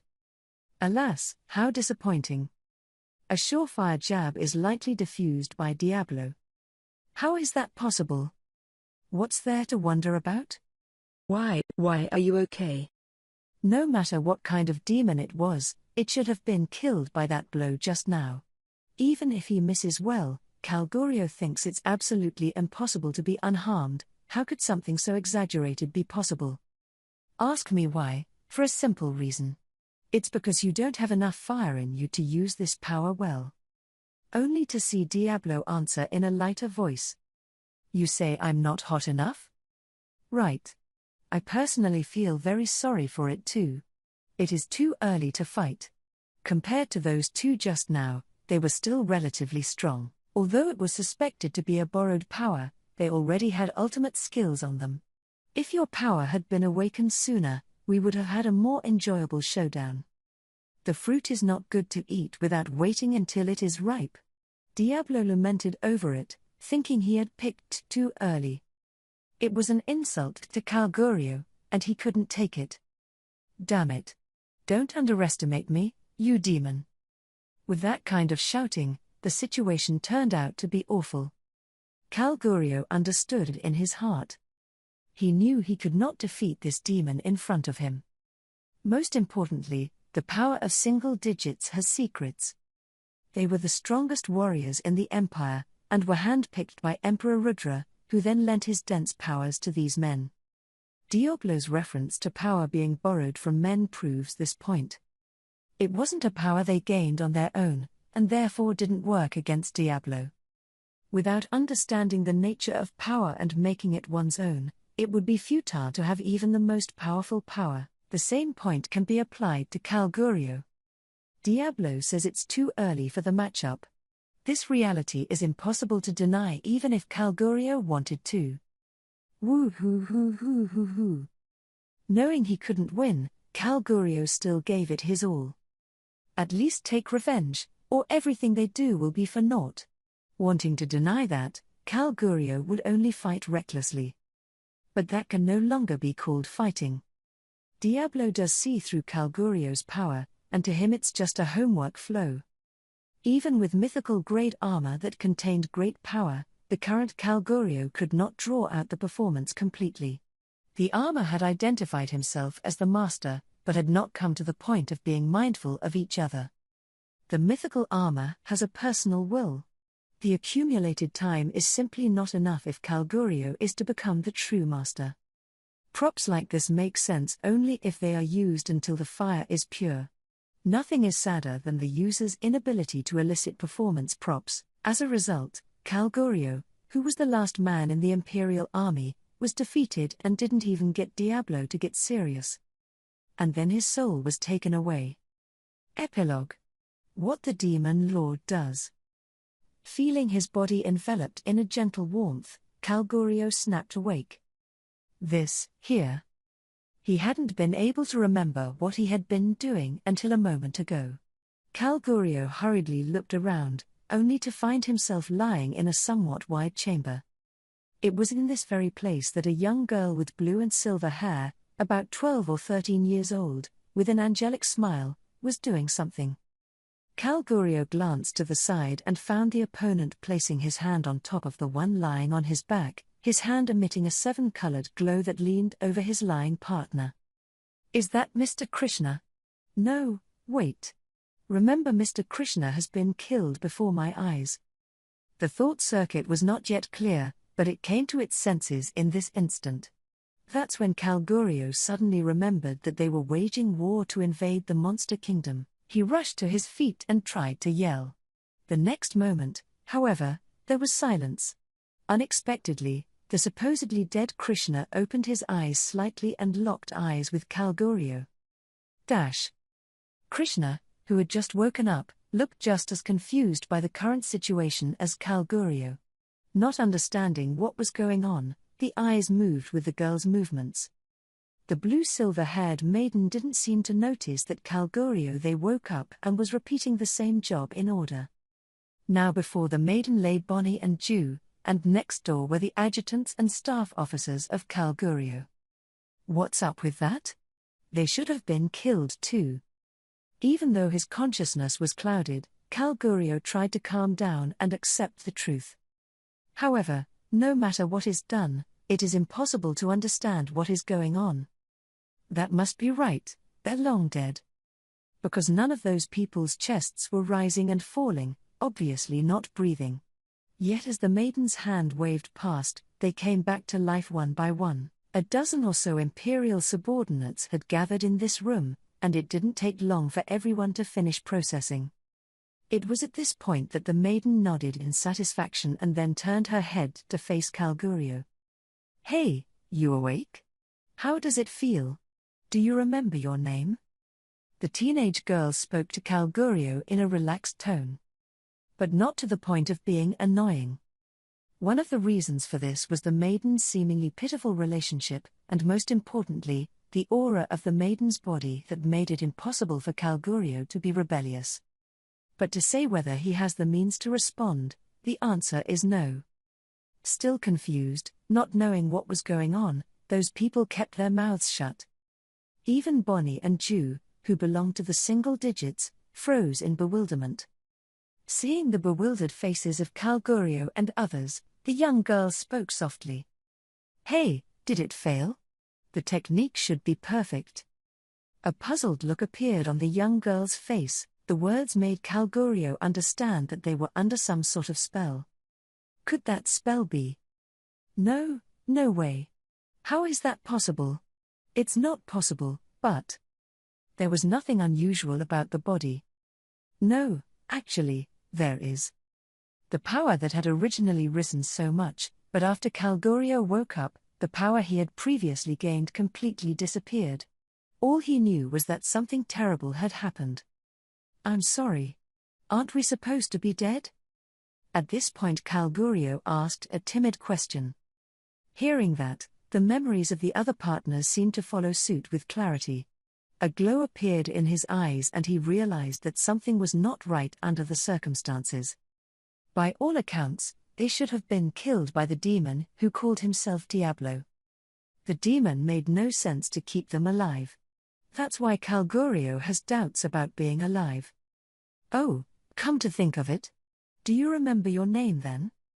Well, my name is Calgorio, one side answered, and Calgorio thought of some possibility. Perhaps it was this maiden who saved Calgorio and others who were in danger. It's impossible to save them in such a situation. The demon was an overachiever. Even when Calgorio gained extreme strength, His opponent against him was like wringing the hands of a small baby, making it easy for him to lose. Not only that, but even Bonnie and Jew, who are single digits. To say who would be able to defeat such a demon, all Calgurio could think of was the legendary hero. Did you save us? What about the evil demon? What happened to that evil demon? At this point Calgurio mustered the courage to ask. As soon as he's done asking, "You're being rude to Lord Rimuru." The voice rang out. The voice was familiar, like that ominous demon. The bigger problem lies with the name Rimuru. That's the name of the demon lord that Calgurio and others have targeted for crusade. The demon, Diablo, appeared to Calgurio. He couldn't help but tense his body with fear, but the maiden interjected to stop Diablo. "Well, some of you may be mistaken, so let me make it clear that you are all dead. Your army is all gone. All the soldiers who fought in the battle were killed, and I don't think there are any survivors. So it wasn't me who saved you, it was just me who brought you back to life." Kufa-fu-fa-fu. This secret technique is amazing. I will not ask you to be thankful, but at least admire Lord Rimuru for his greatness. What the other party was saying was completely unintelligible, and Calgurio couldn't help but ask back in a wrongly stunned voice. But no one on the scene laughed at him for losing his cool. "Come on, Diablo. I'm sorry. These people are ignorant and foolish, and we're trying to make them understand the greatness of Lord Rimuru as best they could. I told you it was nosy." And so on and so forth. Even with this conversation playing out before our eyes, no one was able to shout. After a moment, the maiden smiled and opened her mouth to Calgurio. "Looks like the memory's fine too. I'm relieved to see that the spell works." Yes. "Then reintroduce yourself." "For the first time, I'm Rimuru. Demon Lord Rimuru, the king of this country. Please tell me more." Hearing his opponent say that, Calgurio blurted out. Not just Calgurio, but everyone else on the scene of the resurrection as well. When those words reached his mind and he understood the meaning, at the same time, Calgurio's eyes widened to the limit and he began to stare at the young girl before him. This maiden is Rimuru. They are seen as enemies to be hindered, to be acted out. One of today's 8-star demon lords, the Octogram, the demon lord Rimuru himself. From the situation at hand, it was this maiden who brought Calgurio and others back to life. The man in front of him was the demon lord Rimuru himself. That cute smile looks nothing like the posted photo, but the problem lies elsewhere. Please, I would like to confirm one thing." What is it?" After obtaining permission, Calgurio inquired fearfully. "Did you bring us back to life?" "Yeah, that's it." "Why is this?"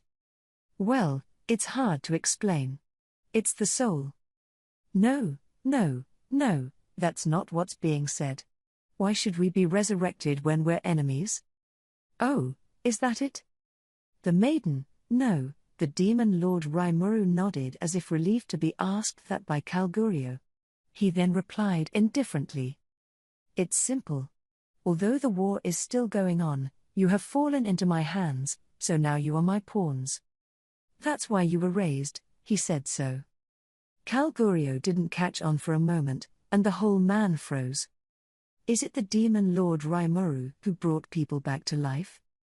To whom? Is that for us? Surprise and confusion coupled with fear fill the heart. It's not just Calgurio, the resurrected all react the same. It will take some time for the chaos to return to calm. For now, leaving the muddled Calgurio and others to dry, I left the room and went outside. That said, the people in the room are important people in this legion. He is said to be the supreme person in charge of commanding the Imperial invasion campaign. The reason for their resurrection is, as I said to Calgurio, to be used as pawns. And this is the belly case that Master Raphael, the King of Wisdom, came up with. Resurrection of the dead. Ever since the death of Xion, Master Raphael, the King of Wisdom, has been conducting soul analysis. It seems to be going well nowadays, and almost all the principles have been analyzed. There is a quality to the soul, not just to people, but to magical creatures. That's what's called information pieces of matter, and by managing these, one can manipulate life and death to some degree. Regardless of the soul mass of plants and animals, the energy is extremely small. In comparison, the human soul contains a great deal of energy. It has been confirmed that everyone will be assigned a certain value equally. The ability to put this soul energy to good use will make it possible for the person to discover the soul force called skill. The information etched in the soul is the source of the exercise of power. Is that information engraved directly on the energy? It's not. First, there is a self with an indeterminate wavelength, and a collection of information fragments. Envelops these, the core. All the information is carved into it. And the energy crystals that envelop the nucleus of the heart are the soul. The development of the mimic soul is used as a receptor for projecting this core. The nucleus of the heart projected onto the mimetic soul has no energy, but it has an ego. Without the power of the soul, unable to use skill, yet able to act in the possession of self. As for bringing them back to life this time, I used a substitute for the soul, the anthropomorphic soul. Take their souls, then weed out the nucleus of the heart, leaving only the bare minimum of energy, and transplant it into the anthropomorphic soul. Not sure what the success rate is, but it's great that it worked out in the end. Yet this resurrection was not entirely without problems. First of all, they get weaker substantially. For all the power of the soul is taken away from me, that is for sure. Since they have all taken their souls, there is no reason to return them specifically. Even if the other side complains, I don't think they're qualified for that. Thus, in the future, they won't be able to use their skills. Even if skill information was engraved on the core of the heart, it could not be used without the power of the soul. They don't get to learn skills and use skills after that. There is also an impact on the use of magic, but on that point, more effort should improve. As long as one gets used to it to some extent, one can use magic even without the power of a soul. Magic is both a skill and a craft. Using the magical elements in the atmosphere to replace soul energy will be able to manipulate the law. It was also possible to replace the fighting chi with mana so that even the techniques could be used. Even if one's flesh was aging, one could exercise again, and with more practice one would be able to retain one's skills. So long as that person wasn't just relying on skills, there would be no problem. That means you can get stronger with more effort. It's just that the quality of the energy is different and there should still be limits present. The ghosts are, to put it bluntly, just toys to make the maze more fun, and there's no point in expecting too much from them. But no problem this time. Bringing those men back to life is not for the good of the Empire's generals and soldiers, but to prevent our windy reviews from turning bad. How the breeze is judged will sway people's opinion. It was the other side that came and attacked us without permission, and it was their own doing to end up dead, so I was under no obligation to bring them back. Only, it is better to resurrect them than to have dishonorable comments spread. If there is anything to be said for added value, it is that the subjects of the Empire will not have an unnecessary hatred of us. It's great that Master Raphael, the King of Wisdom, has succeeded in his experiment. Now that all those people have been resurrected, we expect to hold those important people accountable. Nowadays too, Sue does keep an eye on them. It was a false life, though it brought them back to life. Some degree of freedom will be guaranteed, but whatever happens, we can keep track of it. In other words, there's no way they can escape. That's the way it is. Let's leave these people alone for now. I want to get my work done quickly. I tested the spells on Calgurio and they confirmed the effect. It didn't look like a problem, so it was decided to implement it on a large scale. Some 700,000 bodies are in front of them. No matter what happens, you need to be able to correspond, so the location was chosen inside the maze. The 70th level, which is the area under Adalman's jurisdiction, We collected these remains from all over the battlefield as best we could. Then I'll do the mass transmission and move them all over. Gobda, Geld, and Gable plus the guardians of the various floors of the maze set out en masse to recover the remains. That said, the remains placed here are those of those who may be resurrected from this sacrifice. The troops deployed in front of the eastern metropolis of Dworgen, Isthmus, remained unmoved as usual. The two sides continued to stand off. As for the 94,000 people who invaded the Great Forest of Jura, all the others died in battle except Misha, Michelle, and Raymond. Of these, some 240,000 remains could not be recovered. The reason why it is impossible to use resurrection magic is because it is impossible to recreate the soul. This time it was thanks to the Testarossa and the girls that we were able to reclaim the soul. So as long as the flesh remains, there is the possibility of resurrection. But some people have no flesh left at all, people like those who were vaporized by Ultima with the flame of destruction, or those who were completely destroyed by Testarossa with the blessing of death, and those who were turned to dust by Carrera with gravity collapse. On top of that, some people cannot be resurrected even if their flesh remains. Those are the people who die of fear and despair. These people have lost their most important selves and can never be resurrected. It's like Kansas being killed by Kumara. The man seemed to have had his mind destroyed by fear before he died, and there were no pieces of information left in his soul. Even Master Raphael, the King of Wisdom, was unable to recover the information fragment, so there was nothing I could do.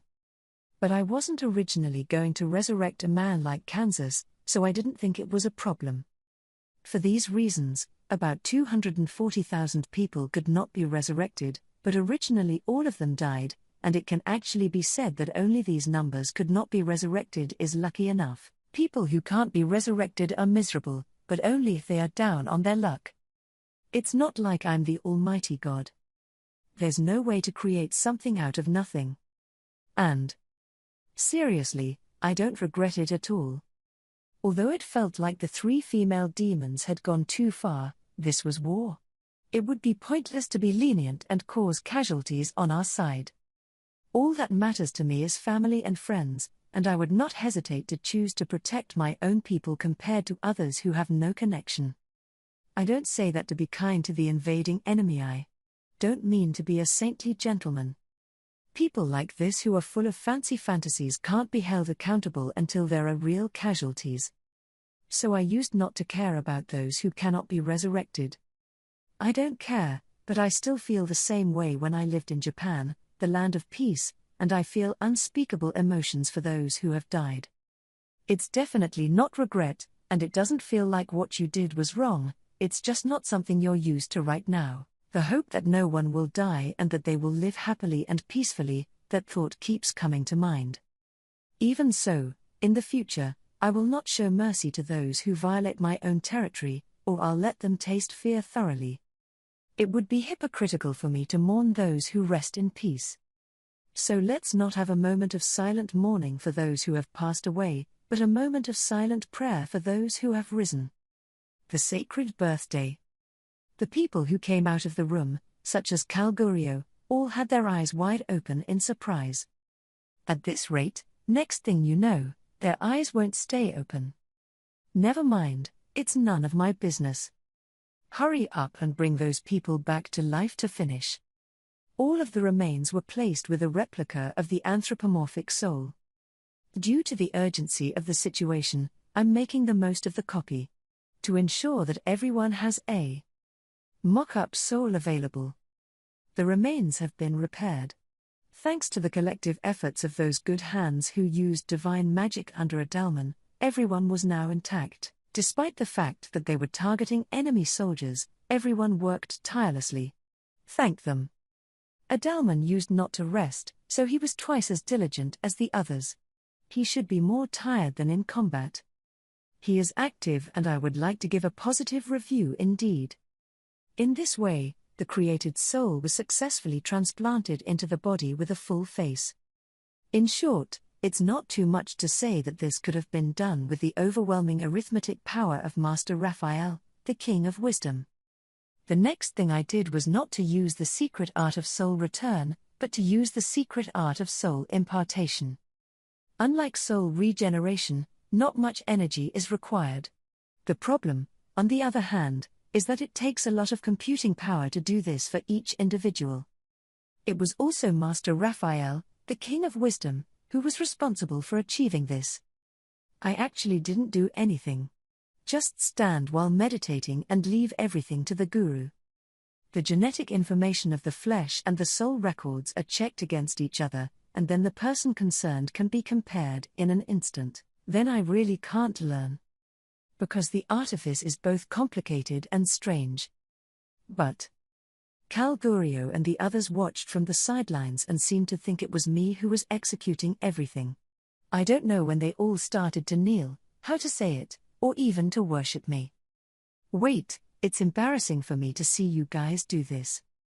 This is a big misunderstanding, I hope they don't.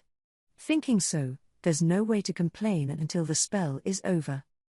We just fucked around all day with embarrassment and continued to exercise our secret skills. The result was a successful resurrection of about 700,000 Imperial General soldiers. Some simple tents stood on the 70 floors, distributing food to those who had come to life. Certain people fell into chaos after their resurrection, but are now calming down. Everyone concentrated on eating, as if they were tasting the true feeling of being alive. A wide variety of vegetables and meats were being simmered in a large pot, the kind of food that had a unique flavor similar to a stew. Put a lot of ingredients in it and it was very warm. For the soldiers of the army's generals, who have escaped the chaos and are beginning to recognize reality, this stew gives them an indescribable feeling in their writing. Calgurio was one of such cripples. Originally not even noticing the hunger, the tension eased. One side had a practical realization of this, and the other side slowly and repeatedly understood that they had died once before, by the men of the demon lord Rimuru. But even so, they survived. The demon lord says it is full survival. Don't worry. If one is to live an ordinary life, there will be no inconvenience. You can fall in love or start a family and have children. It's just that there are restrictions so that you can't do anything against us. There is no way that you can be hostile to us again, with a spell inscribed in your created soul. I hope you can understand that. When everyone is no longer confused, the other person informs so in front of everyone, but there was really no need for such a spell. Calgurio was sure of it. Who would ever do such a stupid act again? Hundreds of years ago Veldora brought great disaster and there was nothing but fear when one saw such results. That said, even if an urban city is wiped out and all the people who live there disappear, it is still possible for a disaster of this magnitude to be caused by human hands. Maybe it's because of that. Although people were beginning to feel fear, everyone didn't feel that there was a complete lack of opportunity to defeat Veldora. Had there been more survivors, perhaps one would have felt a deep-seated fear and asserted its inviolability, but that's about it at best. However, it didn't go that wrong this time. They died and were raised. Not through the gods, but through the hand of the demon lord. Forced to witness such a pie-in-the-sky miracle, what kind of person would try to rebel? I'm so stupid. He finally understood that it was they who were too arrogant. No, so this is really the work of the demon lord? Calgurio was dubious about that. As for Krishna, it's only been one night and he's taken the demon lord Rimuru to faith. Now he's following him with adoring eyes. But the first person to worship the demon lord was Calgurio, so he had no business complaining, nor did he intend to. As for what demon lord calls full survival, there is really nothing wrong with that. Indeed, they amount to a loss of combat power. But life doesn't take too much effort. That's because the current Calgurio and the others still had a way of beating down a certain level of monster. Perhaps those battle strengths were worthless to demon lord Rimuru, but among the people such as Calgurio, some still retain nearly A-grade strength to this day. There was no way to use skills, and it was hard to use magic, but they still kept their flesh after a few years of exercise. In addition, They are allowed to live until the time when the body ages and the living creature reaches the end of its life as it should. Calgurio thought that alone would be sufficient. And about 700,000 generals and soldiers all thought so. Everyone was holding an attitude of gratitude and awe, and it was simply impossible for anyone to be rebellious against the demon Lord Rimuru. They were defeated from the bottom of their hearts. Everyone wants the war to end. Nowadays the Empire's war of aggression can be described as a complete